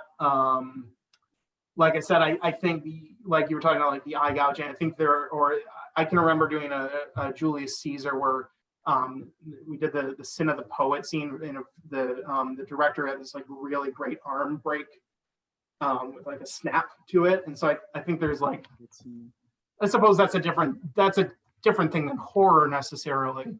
But yeah, I see what you're saying. You know, the camera itself is such an agent in the making of scary things, for sure. And also the effect. Okay, so I want to continue this. Now, granted, I haven't seen this, and it sounds like you've thought about this and done some interesting things with these plays. So I'd have to experience it to know. But I think they're really, one of the differences I see between film and theater is how it shows up in the difference in the way you identify, in identification. I think there's a lot more identification with, say, a single character in film than happens in theater. In theater, you're apart from it, you watch, and like I see the height of theater as equal and opposed, you know, the conflict between people where you're not necessarily taking a side, but you're seeing this heightened contest of wills or emotion. But in film, it ends up almost always being that one character is the stand-in for the audience, at least one character at a time. And so you believe, you know, you feel what happens to them. You feel their fear, or that's what makes this so more personal. That's why I find it, I just wouldn't know how to do the kinds of things I think of as, you know, experiencing something, fear. When to see it in someone on stage, if they were afraid of the other person, you're just as likely, I don't know, is your identification with this guy or the other guy, or is it just one person and you're just watching them be afraid? I don't know. And it very much depends on the story. I think you're right that film is better for this like one-on-one, where the character is a direct conduit for the audience's experience. There's really, if you're on stage and you've got like 3 actors, there are certainly things you can do with the shape of the scene to let the audience know where their eye is supposed to be. And you can achieve that effect in individual moments. But I really think, as you suggest, it would be quite the ineffective play if you had this like one character that was the focal point the whole time, while there were other secondary characters that were just sort of on stage the whole time, but you were always instructed to be following the experience of the one character. I don't think that would be very interesting to watch, because we have this like human tendency to be like, oh, so you're using your stage lights to tell me I'm supposed to be looking there, but I'm going to be a bad boy. I'm going to look over there and see what they're doing. You know, where I don't think people do that so much in film, where they're like, I'm going to choose to think about what's off camera. Yeah. You know. So yeah, I think you have a point there. And I'm certainly a big fan of horror film. But I also think there are not too many companies directly trying to do what we're trying to do, especially there's no one else in Ithaca that's doing that. So it's a cool genre to be in, and it's challenging to find scripts for, because there's not exactly like a glut of people writing horror plays. So I like it. What are some favorite horror movies of yours? Of mine. You know, this came up, some guy we know posted something on Facebook for the month of October. He wanted to watch horror films, and all these people started chiming in, and suddenly I thought, oh, I should say something. I actually want to do an episode with one of my friends who introduced me to horror films back when we were in like 8th grade. Okay, my favorite. The Shining is part of that. I think if you ask, like, what was just the most horrifying film, I think the original Texas Chainsaw Massacre. That's a terrifying film, and that's a film that really does not let up in its strong identification with this character who's in a terrible situation. It just does not. It gets worse and worse and worse, and that's intense. Seen a lot. There's a lot. too many to name. I think that you could call some of Lars von Trier's recent movies something like Antichrist. You could consider a horror movie, and that's a great movie that I love. There are horror movies I like for different. That's the Willem Dafoe one, right? Yeah. Yeah. Is he in? He might have bit parts in the other, but yeah, Willem Dafoe. Do you like the Thing? Like John Carpenter, have you seen that? Thing. I did see. Is this where they're in either an Arctic or Antarctic base, and they might be possessed, and you don't know if they're possessed? I did see that. Yeah, it's not so much possession. It's a creature that kills your body and then makes a facsimile of your body. Oh, sort of. Okay. Yeah, I remember seeing it, but I guess it didn't leave a strong enough impression. The reason I ask is that that's a movie that was critically hated when it first came out. It was, I don't know if you can reliably get like a Rotten Tomato score at this point, but it would have been like 10 or 15%. It was famously hated, and now if you go to any top 10, top 20 horror list, it's always in the top 3. Top 3. It's been that I don't know. I'll have to go check it out. At least top 5. It's one of those movies that like I think of it. It's like a really good horror movie, but it's just funny to me like how redeemed it has become. There are movies like it was specifically accused of being too cynical and too misanthropic at the time, which I guess in like modern times is something that we are more accustomed to or can deal with. Yeah. Right. I guess.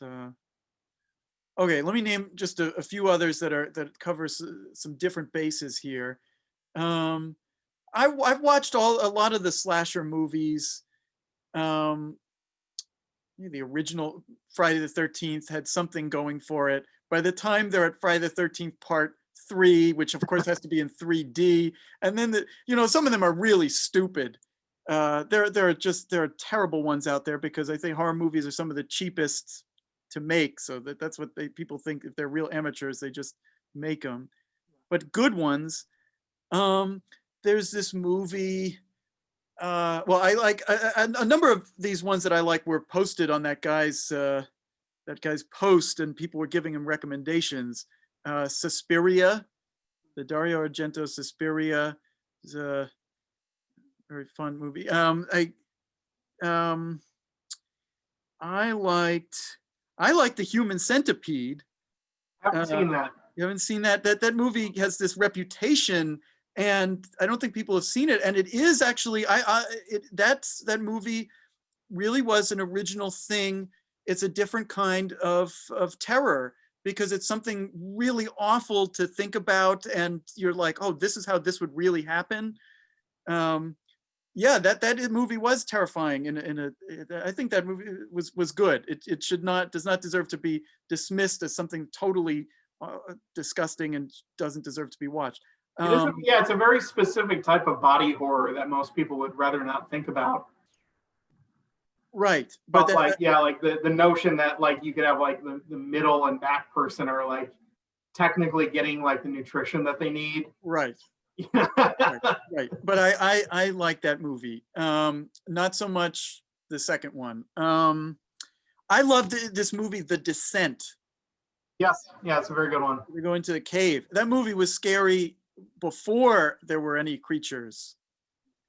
It's such a claustrophobic thing, and they really do. A lot of horror movies get criticized for relying too heavily on jump scares, but I think within the context of those environs, where like there's the constant paranoia of like when there's all these frames that are composed of like someone's helmet light is lighting a certain part of the frame, and you've got like this dark area and this dark area and this dark area, and like not knowing where, if anywhere, that like the next thing is going to come from makes it a lot more effective than just a typical kind of like wandering around a scary house Yeah. you know, and like opening a door or rounding a corner and kind of knowing where the thing might be. Uh, just okay. I'm trying to say, just naming more movies. You know, I love Rosemary's Baby, but when it comes to real, like, just horror, I remember this other Roman Polanski film, The Tenant. Uh, there's this great there's this very famous sequence in Hitchcock's Vertigo that's like horror that came later. This dream sequence he has is really fantastic, and that's freaky. Um, there's this movie called Don't Look Now by Nicholas Roeg, starring Donald Sutherland.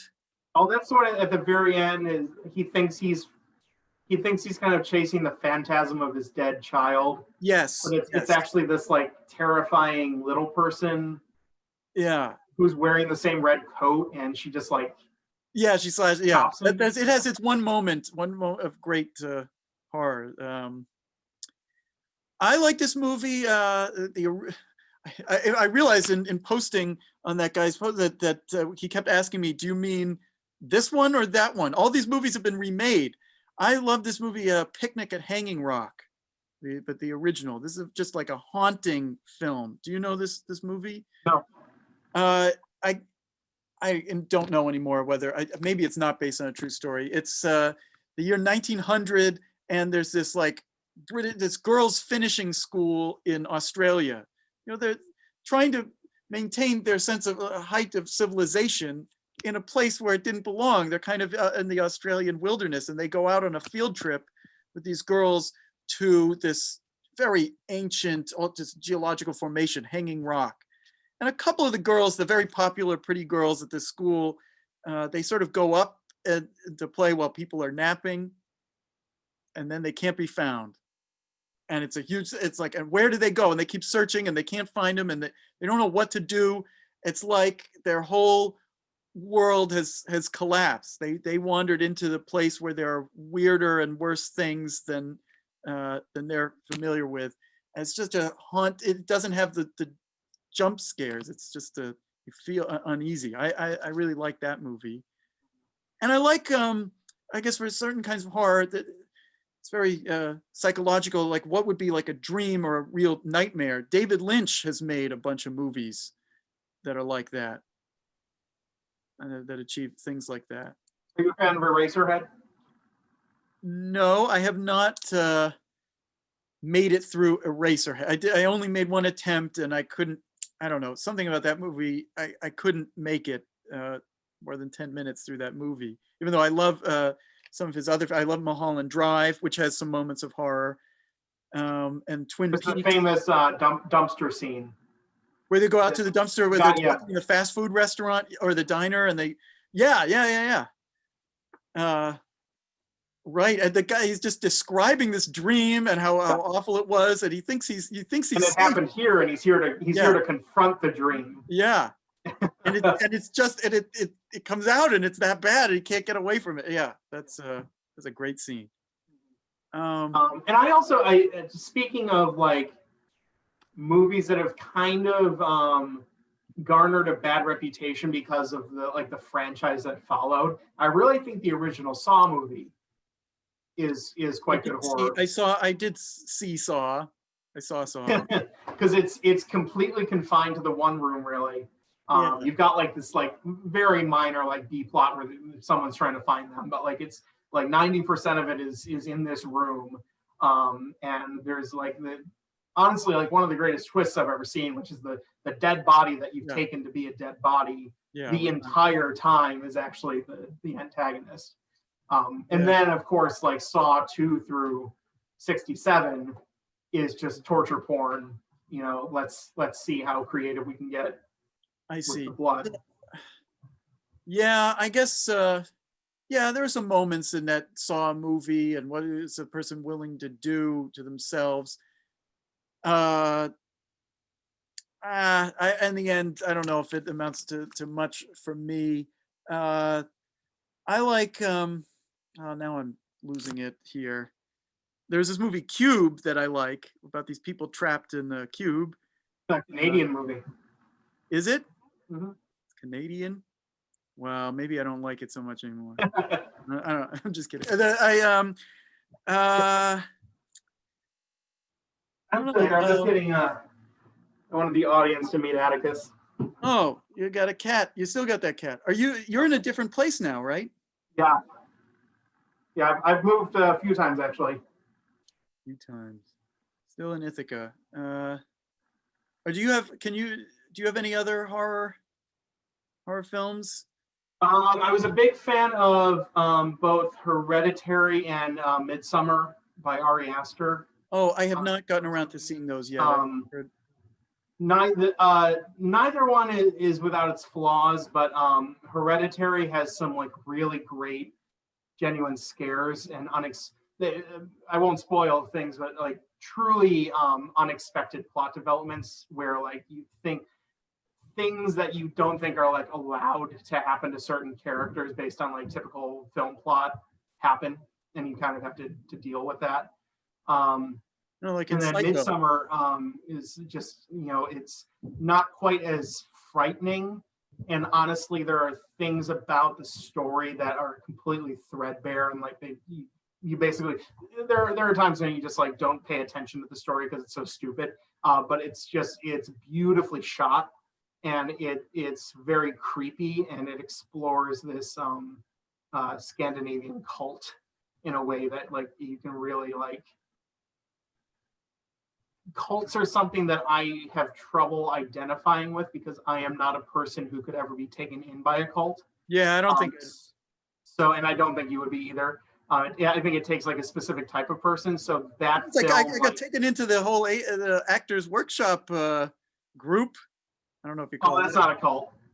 Cults are like not to get too sidetracked, but it's like they're in the real world.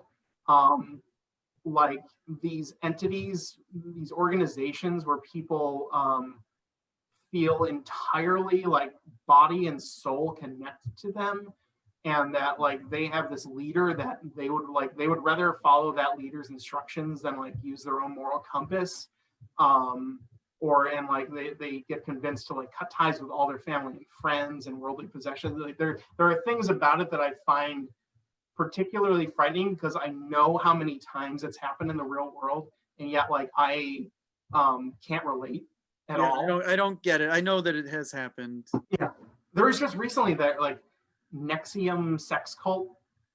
I'm only vaguely aware of it because I know there's the Netflix there's some documentary about it somewhere. Like they finally caught the guy, but he's still got like something like hundreds of people that are like loyal to him anyway, and they're just like it's really weird.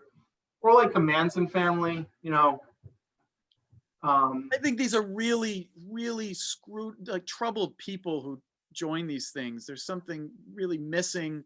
They're not getting, I don't know, some need isn't being met. Yeah. I was a fan of the Babadook. That got pretty popular a couple years ago. I guess I haven't seen many recent horror movies. Talked about The Thing. I've always had this. I've always kind of had this concept that Jurassic Park fits into the horror genre. It is kind of simultaneously with action adventure. But not any of the sequels at all. But the very first movie actually is a horror movie to me. Yeah, hey, that whole sequence, and I think that really, that's one of the great films of American cinema. It doesn't get enough credit. Just for being that scene with where they're stuck and the T-Rex comes out of its cage. That's a great scene. That's just real intensity and horror. And the way that they withhold from you, like you go, there's all this building suspense. They show you like the Brachiosaurus right away and the majesty of it. But with these, they talk about the predators. They talk about the T-Rex, and they talk about the raptors, and then the little one that ends up killing Newman. And but you don't let when they're making their first trip around the park when the weather is good, they never see any of them. And then they beautifully set up this thing that when there's something liquid like the water in a cup or a puddle, and you see the ripples starting in it. I saw something making of where they were like, this is actually one of the hardest effects to achieve. Like Spielberg just said offhand, maybe if we could get these ripples in a cup. And so like, that's not how ripples would naturally happen in a cup. Someone had to create quite a complicated setup of vibration to get just that thing, I guess. That's interesting. But yeah, just like the use of that as a signifier, and usually it interrupts a moment that's otherwise calm, so that like the kids make it back and they're eating the food, and then one of them notices the thing starting, is really brilliant. What a great movie. Yeah. It's another, and all those sequels are not good. Do you have any movies that you feel like you literally can't watch enough times? Like you could just return to it, like say once a month for the rest of your life? It's an interesting question. I don't watch too many movies quite that often, even the movies that I really love and could watch again. But there are some movies, I've thought about movies that I watch over and over, not horror movies. I probably would not be on that list. Well, I love some movies I've seen over and over again. I like I like Spielberg's Hook, which that's a controversial pick. I like here's a movie. So these will be probably more uplifting. I love the movie Groundhog Day. Groundhog Day is a movie I can watch over and over. Well, you wrote it. Danny Rubin. You saw it. That's right. I have to find who is this Danny Rubin, the other Danny Rubin who wrote Groundhog Day. Any of Miyazaki's films. School of Rock is a movie that I could watch. Richard Linklater. Huh?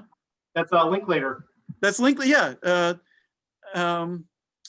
And people say that's one of his most commercial films. Oh, he's made. I like a lot of Linklater's movies, actually. You happen to see Everybody Wants Some? Yeah, I did. That's like he has this way of because like School of Rock, they talk about how it's like more commercial, which I suppose is true, but to me it's a little bit more traditional in the sense that there's this very like 3-act structure. Right. I think that's what people mean. But like Linklater just has this like weird magical way of doing something that like 99.99% of other directors would fail at, which is taking an almost completely aimless plot. Right. There's not really a lot of narrative drive. He shows up on campus and it's like, what is it like, arriving as a freshman, trying to get in with the frat, with the other baseball guys, going to parties. They're sort of like, oh, he meets a girl, he hopes to see her again, but I was totally with him on this journey and this character. And boy, he found a lot of great unknown actors to play these guys in college.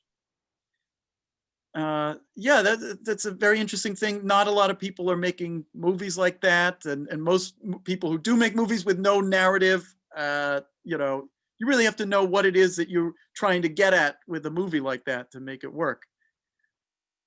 I'm glad you saw that. I haven't found anyone who saw that movie. I kind of saw it on a whim because I'm really just like a huge baseball fan, and like someone told me that because I kind of knew it was Linklater, and I knew it was an 80s kind of like a 1980s response to was it Dazed and Confused? Well, it's almost like a sequel, and in fact, it's like Linklater really did.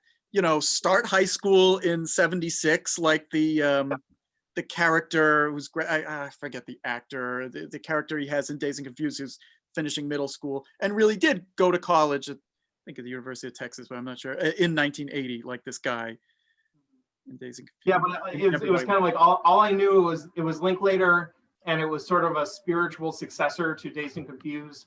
and that there was like baseball was part of it. So I gave it a shot. And You sure it wasn't me who told you to see this movie? I don't think so. Okay. 'Cause it happened sometime between the last time we spoke. Okay. I was gonna say the movie that I just can't stop going back to is Barton Fink. Oh, I have seen by that. the Coen brothers. By the Coen brothers. I mean, of course, I could see the Big Lebowski again and again, like a lot of other people. I also like the Hudsucker Proxy. Yes, Hudsucker Proxy. Not a lot of people have seen. I enjoy the Big Lebowski, but I feel like I'm a bit in the minority that I would put it solidly middle of the pack of their movies. It's not like they had some real stinkers. Well, they alternate comedies with dramas, and so I don't know how to judge. You know, we're judging different things here, maybe, but they're the Coen brothers are interesting to me because they are the directors with like the most good movies that have also made the most bad movies to me. Like it seems like 50% of their filmography is stuff that I really didn't enjoy. But then there's like 50% are really, really great. Yeah, that's true. I agree with that. You know, we're kind of going all over the place. I never knew that you were into horror movies so much so that that's what you wanted your theater company to be about. That's a bit of a the company had been founded before I was part of it. Okay. So I was in the cast of Bug, which was the inaugural one, and I just got along so well with the people who were producing it that I kind of joined the team and eventually became the artistic director. So that was sort of I was not one of the people deciding that this would be horror. And like I would say perhaps out of the 5 of us, I'm the one who's like least that specific about it. But it's just like it is the vision of the company that I'm with, you know. And I do and I love it. It's just, you know, I don't think if I was personally just like starting a company from scratch, it probably wouldn't be horror. But I found this group of people that I was so in sync with the theatrical vision of that's kind of like the page I'm on right now. I see. Yeah. Okay. You know what? I want to ask you about. Have you seen Inside Llewyn Davis? Yes, that was one of the ones that I didn't care for. Oh, you didn't care for it. I just watched it, and I'm still sort of on the fence. Frankly, the jury's still out on Inside Llewyn Davis for me. I did find it. It was a bleak movie. Yeah. This movie about this artist, the folk singer, just struggling, can't make it. Semi-professional, but will he ever, you know, go to the big time? He doesn't even have his own apartment. He has to live with different people, go from place to place. He goes all the way out to Chicago just to play for one guy who just shuts down his dreams, and he may have to go back to doing some kind of work that he clearly doesn't want to do, and he gets screwed out of even doing that, and he's in a worse place than he was at the beginning. But it's a powerful movie because of that. It's a well-made movie. I think it shares something in common with like I was saying, the ones that I don't like is that I think it is overly cynical, and that they're like you don't meet any characters that you just don't find to be odious. That's true. That's the same thing. I really didn't like Burn After Reading for that same reason. I didn't like Intolerable Cruelty.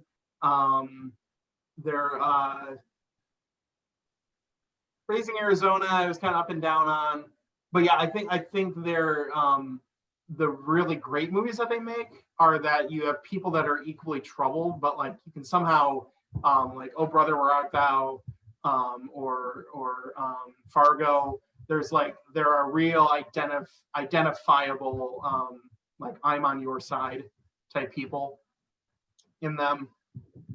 Yeah, I don't know. I haven't done a full.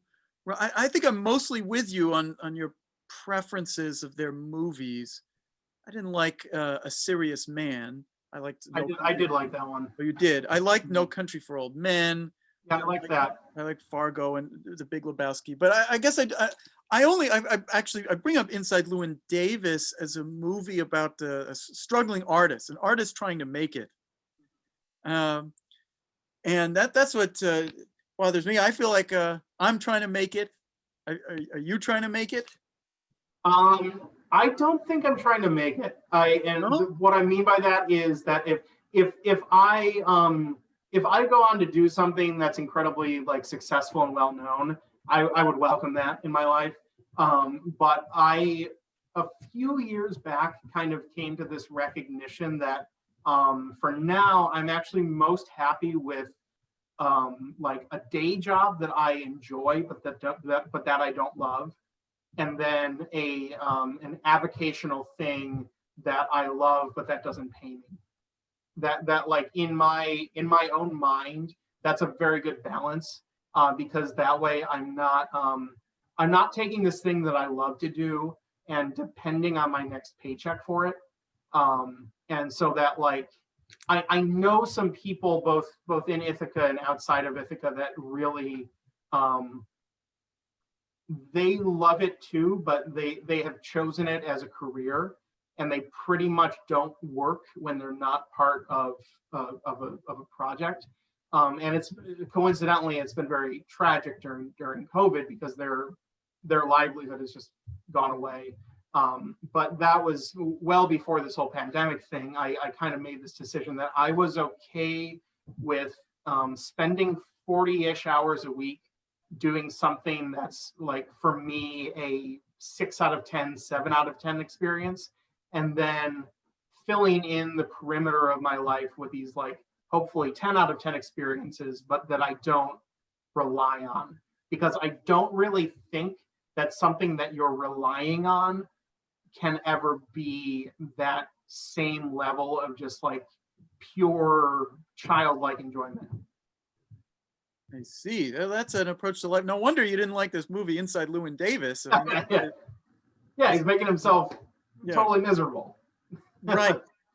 Yeah, I'm making myself miserable. By the way, what would you say? What's the thing like? What would you be driving at right now if everything was available in the world? Oh, I was trying to make it first as a mathematician. I want to make it as a comedian, stand up. I want to be a known entity, a public intellectual. Those are my things. I had some writing of various sorts, but I don't know. I was looking for something. Maybe with stand up was my best shot. I think expressing something that I had a real talent for, had something to say there. How many times have you done stand up, would you say? Not enough times to be considered serious, but it was more a lot of times for me. Yeah. I think I went up on stage 4 times, which for most people wouldn't count as jack shit maybe, but yeah. Well, I think the reason I ask is there's no matter what it is you're doing, there's like, unless you're a prodigy, and like no one really gets to be a prodigy in this life, like you go through this period of being terrible. Yeah, I don't. There's like I mean, like I play a lot of poker, for instance, and like you can't get good at poker to the point where you're making money without losing a lot of money. Like everyone starts by losing money for years, and there's almost like no way around it. So, and I think like I said, unless you're like just preternaturally talented at something, there's always going to be a this makes me feel shitty phase, and you have to enjoy the nuances of it enough to make it through that. Yeah, I don't enjoy anything. I don't know. I know I've heard what a person is supposed to do, and I don't know if I'm cut out for that, and yet I still want it, and I don't know where I am with that whole thing. On the other hand, you know, when it comes to material, or like I see what other people are doing and I don't think it's good.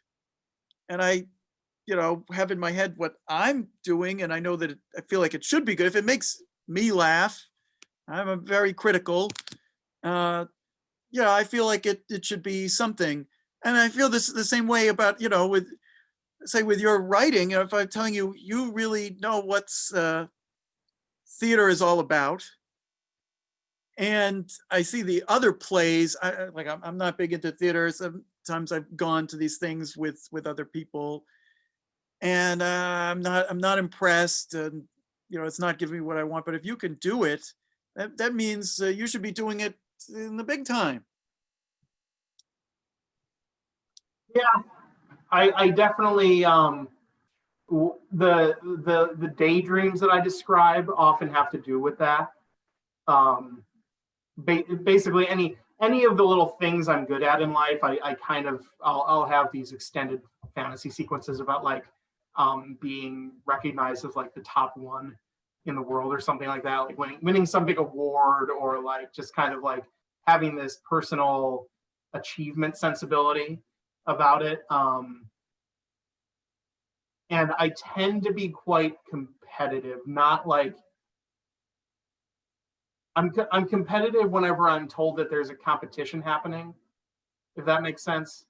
Like there are some people who are just like in their daily lives, they just need to beat everyone at everything. I'm not like that. But when I know that there's like a game going on and there are like some rules in place, I really just want to kill everyone at the game. I remember when I played youth soccer, I wanted to kill everyone. But I wasn't, I don't know. I don't know about this whole thing. People say they're super competitive. Maybe I can't be that way because I don't know. I lose. I need to be, you know, I have to want to win at the thing that I actually have a chance of winning. Otherwise, what am I doing? There's because I heard you and Scott were talking poker a little bit. Just so, yeah. Yeah. And so the funny thing is I remember I think Scott's awesome. He's just one of my like favorite life people, because he's such a like generous light of a person that I try to be, but I think I'm a little too mired in thought for it. Yeah, I have too many thoughts to be good. I try to be a good person, but just like being one of those like just going through life and kind of making everyone's day better. Have I ever made anyone's day better? You're making my day better, Daniel. Oh, terrific. But I really liked this group of poker players that we had, and there were like a few of us. I really feel like you and I and Ken and Scott kind of had the right, like, we were the four players that kind of had like knew the game well enough to succeed. But it was always kind of funny because I think he backed this up when I was watching the episode where he was talking about how he went to this game and he didn't really love the action that was going on because people were just, there were these like fish that were just calling down with really poor hands. And everyone knows, and including like Scott knows, that when you're dealing with this type of player, you just wait it out and you wait till you get premium hands, and then you fold out the rest of your hands and you take them to Value Town. But it's funny because he, being the person that he is, he says like, well, I'm not going to do that because it's not fun, and like I'm the new person at this game, so I have to give action. And I watched it and I kind of laughed to myself because like that would never have occurred to me, by the way. Yeah, like my personality is I just want everyone's money. Yeah. And I'm gonna play every hand with that in mind. Yeah. Not that I'd necessarily achieved that, but yeah, that would not have occurred to me. And I don't know about some of Scott's poker playing, but I'm not great. I watch, you know what, I first of all, I've watched some of these World Series of Poker main event final tables, and I watched this guy, do you know this guy, Brad Owen? Oh yeah, I've seen every Brad Owen video ever. You've seen every Brad Owen video ever. Maybe I didn't start at the beginning, but I've seen a lot of his videos. Yeah, it's very. I see sort of what that journey is like, and of course he has a lot more experience, and I think I can't question what he's doing. I don't want to go down that road myself, so I'm not super. I'll just play poker for fun, and he's not, he's not a top player either. He's kind of like a middling professional. Like he makes his money that way, but based on he does these videos sometimes where he kind of like summarizes his year, and I think seems like he's making between like 50 and 60,000 a year, which like where he's living in like Los Angeles and Las Vegas is like, that pretty expensive places. So like he's not like a high roller, which is kind of like, I like watching his videos because I feel that if I made a serious stab at doing it, that's about where I would be in a few years, I think. Yeah. Whereas watching his videos makes me think I don't want to do this, because what could I hope to be? It would take me a while to get to where he is, and he's not where you really want to be. I think he shows one of the places he played with the guy who I remember watching, like, won the main event. Forget what his name is, Martinson or something. I don't know. Martin Jacobson. Martin Jacobson. Yeah, and this guy, I don't like. He's just winning, and he crushed Brad. Yeah. He killed him. Yeah. How do you get to be like that guy? I think there's that's why I watch also Daniel Negreanu. I mean, he's at the top, right? Yeah. And I watch him playing. This recent one, I think due to COVID, everyone went to Cabo or something to play online. And I don't know, when he's doing his hands, and I don't know, his reasoning sounds like sensible to me. I don't know. You don't see, when you follow one person and just every game they play, a lot of them, they don't make it too far in every tournament, and you just can't. I don't know. There is some. I say what's different. What makes someone the best? I think that there's a certain level. So have you ever heard of like this level 0, level 1, level 2, level 3 thing? In poker, no. In poker, yeah. So essentially, like a level 0 player only knows about their own hand. Like they know what the good hands are, they know what the bad hands are. They can tell if there's like a flush or a straight out there, sort of. But really, they're only betting based on the relative strength of their own hand.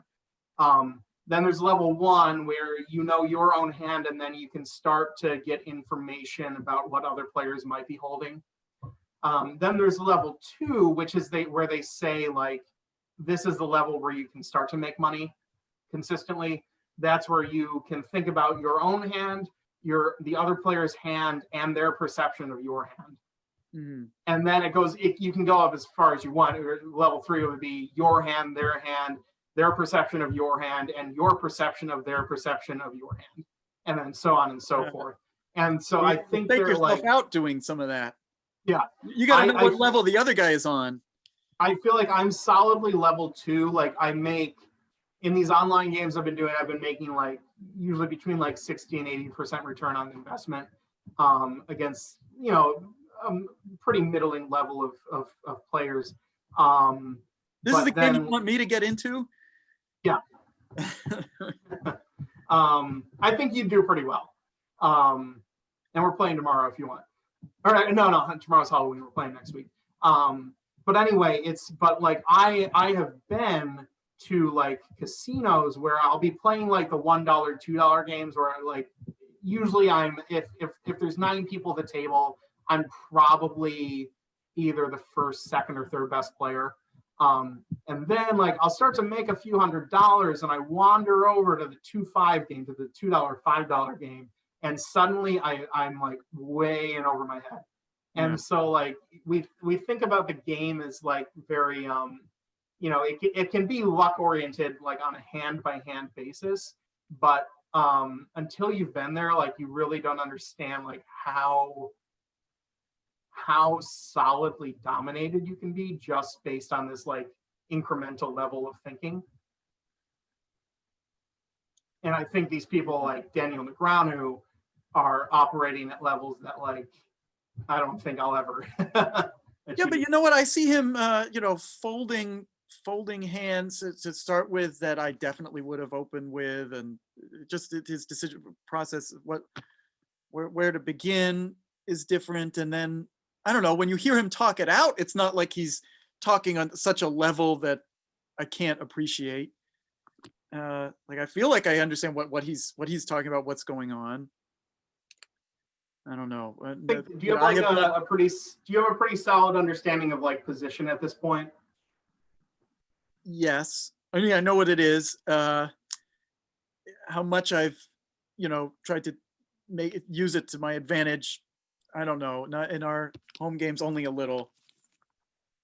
I don't think I think when we were doing our home games, I hadn't really incorporated that. Like I knew that late position was better than early position, but I hadn't really considered that, say, like 9 queen suited might be like a fold from early position, when that's like just a hand that you think is screaming to be played. And then like something really bad, like 4 or 5 suited might be like an open from the button. Yeah. Like the fact that like it really does matter that much. Yes. Okay. So that's right. That's something.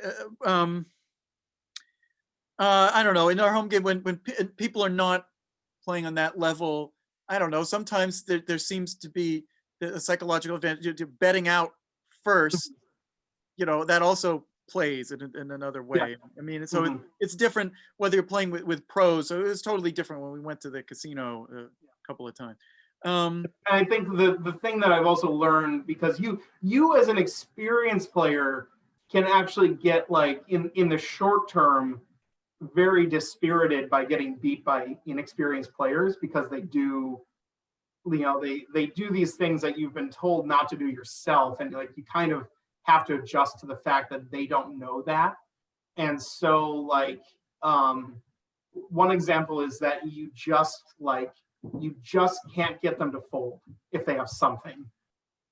So like if you've got king queen and the flop comes out like 2-10 ace, and like you think to yourself like, okay, like I was the one that raised from like out of position, and like if I see bet here, it's going to look so much like I have the ace that they're going to have no choice but to fold. But the thing is that like they've got a weak 10, and like all they know is that they're holding a 10 in their hand, and they just saw a pretty 10 get put out on the board, and they're like they're just going to call every bet, Similarly, so like you can't bluff them, and then like pretty reliably they're not going to bluff you. So you just have to play this like really straightforward, like bet if you have it, don't bet if you don't. Right. You do want to know something about where your other players are at mentally with regard to the game. Otherwise, you could be in that position. But I don't think about. I was playing this poker app for a long time, and you told me not totally illegitimate because it's not money. But I started with whatever you start with. $1 million. I made it to 1.5 trillion, and then I think I was kicked off the app. I think someone thought I was a bot or something. They didn't like the way I was betting or playing. I don't know. I thought I was winning. Whatever. So I stopped playing poker a while ago. Play to win the game. I remember a game where Christina knocked me out, and it was really frustrating because she wasn't even paying attention. Yes, I think I do remember this. She had been drinking quite a bit, and this was at Scott's old place above Viva. Right, and she was talking to Zoe. Yeah, Zoe. Yeah. About like men, and like we would have to like, it's your turn. It's your turn. Your turn. I don't know what their conversation was. It certainly didn't. It wasn't flattering towards a man like me. Whatever conversation they were having. I don't remember the specifics of that. I just remember they were like deep in conversation about something, and like I had 2 pair or something, and she had like an inside straight draw, and I just like shoved all in, and she called, and then hit it on the river, and it was like no business call. Yeah. Well, what can you do about that? Very tilting though. Playing wild. But see how you. Just as excited about poker as you are about your art. I, put poker aside. Oh yeah, I love the game. That's like that I've been missing. I haven't been to any casinos since COVID, even though they are open now. It just doesn't out of. I'm not really generally high on the anxiety level about the pandemic, but like casinos and the like particular like age and type of people that are going to them are like a place that I'm avoiding. So I haven't played live in about a year, which like I was starting to go almost every week. Oh and, like, wow, I didn't really getting pretty go good at every it. week. Not always the tournaments, but like cash games. And so I didn't want that life. Yeah. Um, a lot of highs and lows. yeah, and as you say, it would take years and years to get to, and you're not even sure that you're going to get there. And I mean, I was for the people. I was losing money at college poker games for years before I met you guys. So that was like my experience with losing was like kind of age 21 through 26-ish.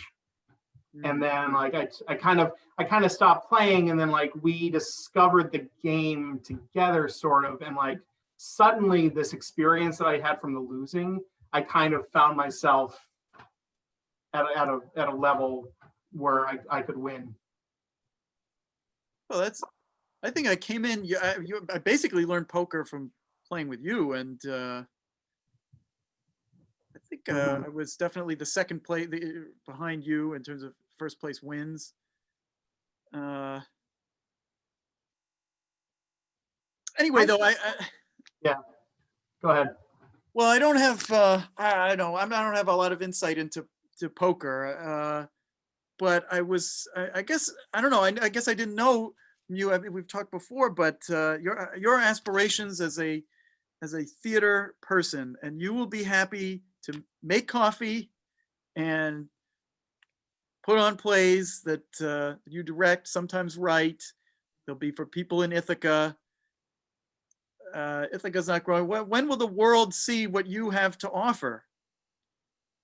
I don't know. I don't know when. I assume there will be a time. I don't know when it's going to happen, but I also I don't know how you feel about this, but I have been surprised at myself over the last couple of years how suddenly rooted I feel in this community. In ways that I come from Buffalo. I spent the first 17 years of my life there. Aside from kind of being a Bills fan, I don't visit Buffalo that often. I haven't, there's nothing about my identity about that place. But suddenly, like, having been here in Ithaca, which I was at Cornell from 2007 to 2011, and then I've been basically a resident of the city since 2011 now for 9 years. There's like, in ways that I didn't anticipate, like doing things that are just recognized in this community do more for me psychologically now than they did like a few years back. So, we'll do this play, and, we're in a tiny little theater, and we're only doing there's only 6 showings of it. And like, even if we sell out all of them, like a grand total of 350 people are going to see it. That's the kind of thing that I wouldn't have anticipated satisfying me that much, because it just seems so small fish. But I've put down roots in an emotional way, and there's something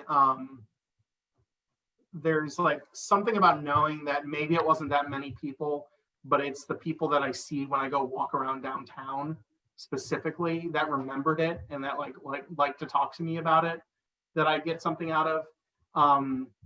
Now that I've got a little bit more experience under my belt, sure, like I think about things if like one of the if there's a vacancy at like a slightly larger theater here, like the Kitchen Theater or the Hangar Theater, like if that's something I would want to pursue, or if I heard about a job out of town somewhere, I would kind of have to see how I felt when that got there. But I'm proud of the fact that it doesn't being in a small city doesn't feel dismal to me, which is something that I always kind of thought it would. Yeah, well, that was certainly the way I thought about it. From the moment I got there, I wanted to get out. Now, maybe it took a while. I should have given it more of a chance. There were things I came to really like about Ithaca, but I don't think I could live there forever. What was the thing that you liked about Ithaca? I liked it for a town of that size. There's a lot of events. It gets together for a lot of things. It has that great commons area where there are things. There are good restaurants in Ithaca. Some special stuff that even would have been hard to find in New York City. I loved Just a Taste and the Thai restaurant. Now I'm even forgetting what's some of the names. Thai or Thai basil? Taste of Thai.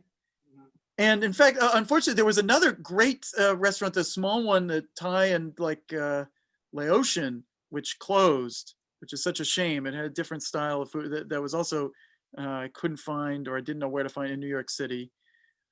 And I don't know. It was a nice the Szechuan place that you like. The Szechuan place I like, but there are better Szechuan places elsewhere. But yeah, that's another great. You know, I went to that place a ton because that was another one of my favorite restaurants in town. At the time, I'm not as big into nature, and that's a thing that people like up there. But I like this community Actors Workshop. It's a shame that I'm not a huge fan of community theater. I'll go, but most of the time I watch the play and I'm like, why did I bother watching this thing? And so I don't know if your stuff is good or better than that other stuff. I don't know, but what if, you meet those same people on the street and they tell you how much they like your stuff, but that those people say the same thing to the guys who make. You learn the difference. I think there was actually I'll do this without naming any names. Yeah. But there in the Actors Workshop when I was a student, there was a scene that I did where it was like, pretty not so great play in the first place, and then there was just I didn't have it like it was one of those short plays that like it was all just kind of centered on this one morbid joke, and I was the straight man and my scene partner was the funny man. It was, I just remember like we had kind of had some good rehearsals, but we weren't that satisfied with it. And then the day of the show comes and we're doing the scene on stage and it's just not working at all. Like from my perspective, there's like no comedic timing whatsoever. So you felt that you were on stage in front of the audience? I was on stage. Yeah, I was on stage just feeling that. Like I was, which speaks to the fact that I was way too in my head in the first place. But like I could just like, it was one of those little death moments where you're just like, you have to be there for the next 10 minutes, but you wish you weren't there and it's going bad. And then like what I noticed though is that like even as bad as it was going, the audience was just lapping it up, Oh, really? Getting these like huge laughs, and like the laughs are all like where they're supposed to be because like it's the scene is written in such a way that like it's obvious what the jokes are supposed to be.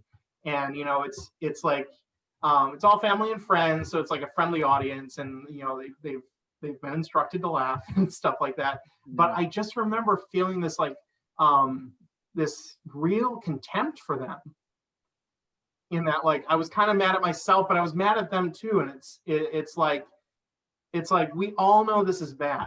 Please don't do this, and like I actually found my like attention kind of torn because like I had this like visceral desire to like stop the scene and tell them to stop it, like just let us die. That's really outside of the not doing yeah. I think I was I think I was like a second or third semester student. And then I just remember having an experience, and then to the on the opposite side of that, there was this other when I was a fifth semester student, I was performing a monologue that I wrote actually, and like it was this in the monologue I was giving a eulogy for my father, who was just a despicable person, and like I'm trying to go through these like cliches, and like I can't do it, and it's just like I can send it to you. I think it's actually one of the better little pieces I've written. And that I had an experience where there was this very genuine, warm building laughter that were each thing kind of like built on the last one. And like I think for the first time, comedically, felt like I knew what it was to have like an audience in the palm of your hand, and like you control the timing. You like this probably applies to stand-up too, but it's like you can take more pauses and stuff because they're just with you. Like they're gonna lean in when you do that. And like I compare those two experiences in my mind, because if you were just a passive observant of them, they might appear to be the same thing because the laughter sounds the same. But you, the performer, somehow know the difference. Yeah. I don't remember what question started that whole story, but. Oh, just asking you. I mean, I want to know about your aspirations. I was asking about the difference, in the feedback that you get. Yeah. There are other So people I guess who get it for not being. That's like you're. I think you hit the nail on the head. That there are people in small communities that will give the same praise to the bad stuff as they will the good stuff, because either they genuinely don't know the difference, or more likely they're trying to be polite. And so I think it's important to develop a sense of yourself, because you should know. Yeah. I know that I'm sure you might know this, or I might have mentioned it to you before. I know this story of Marlon Brando late in his career. Whenever he was asked to work with a new director, very early on, he would ask the director to watch him do something, and he'd do it two ways. Once where he was giving it his all, and another time he was just phoning it in.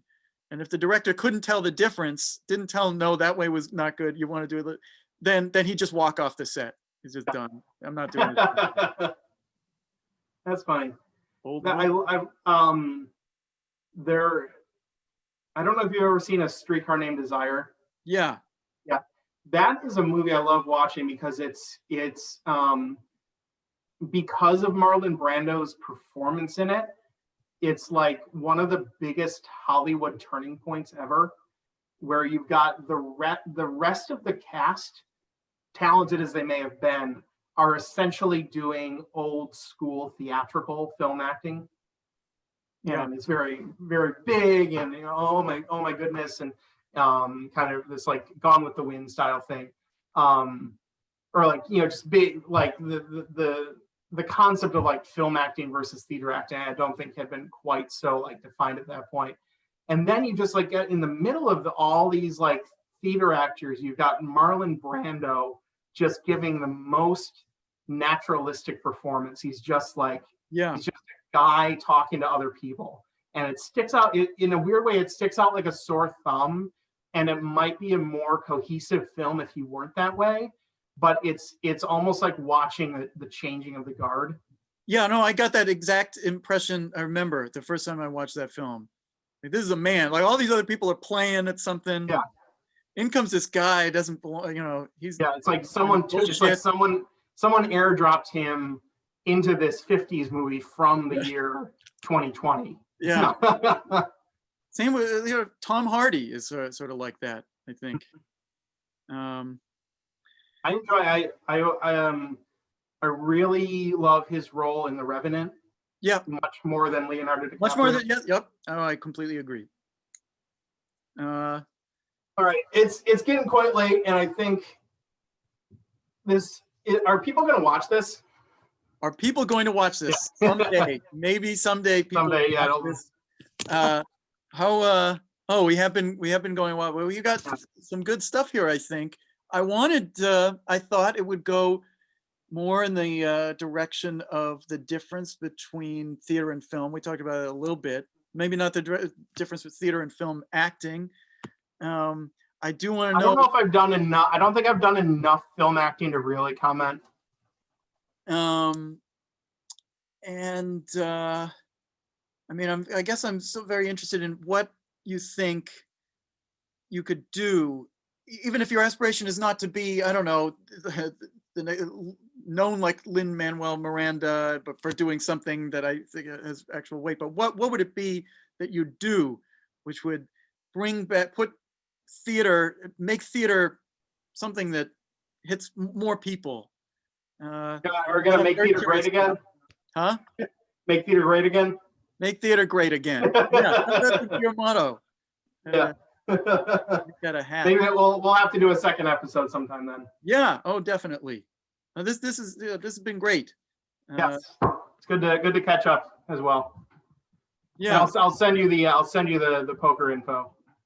Oh yeah. Okay. I guess I should get back into playing some poker again. So you'll just take my money for a while.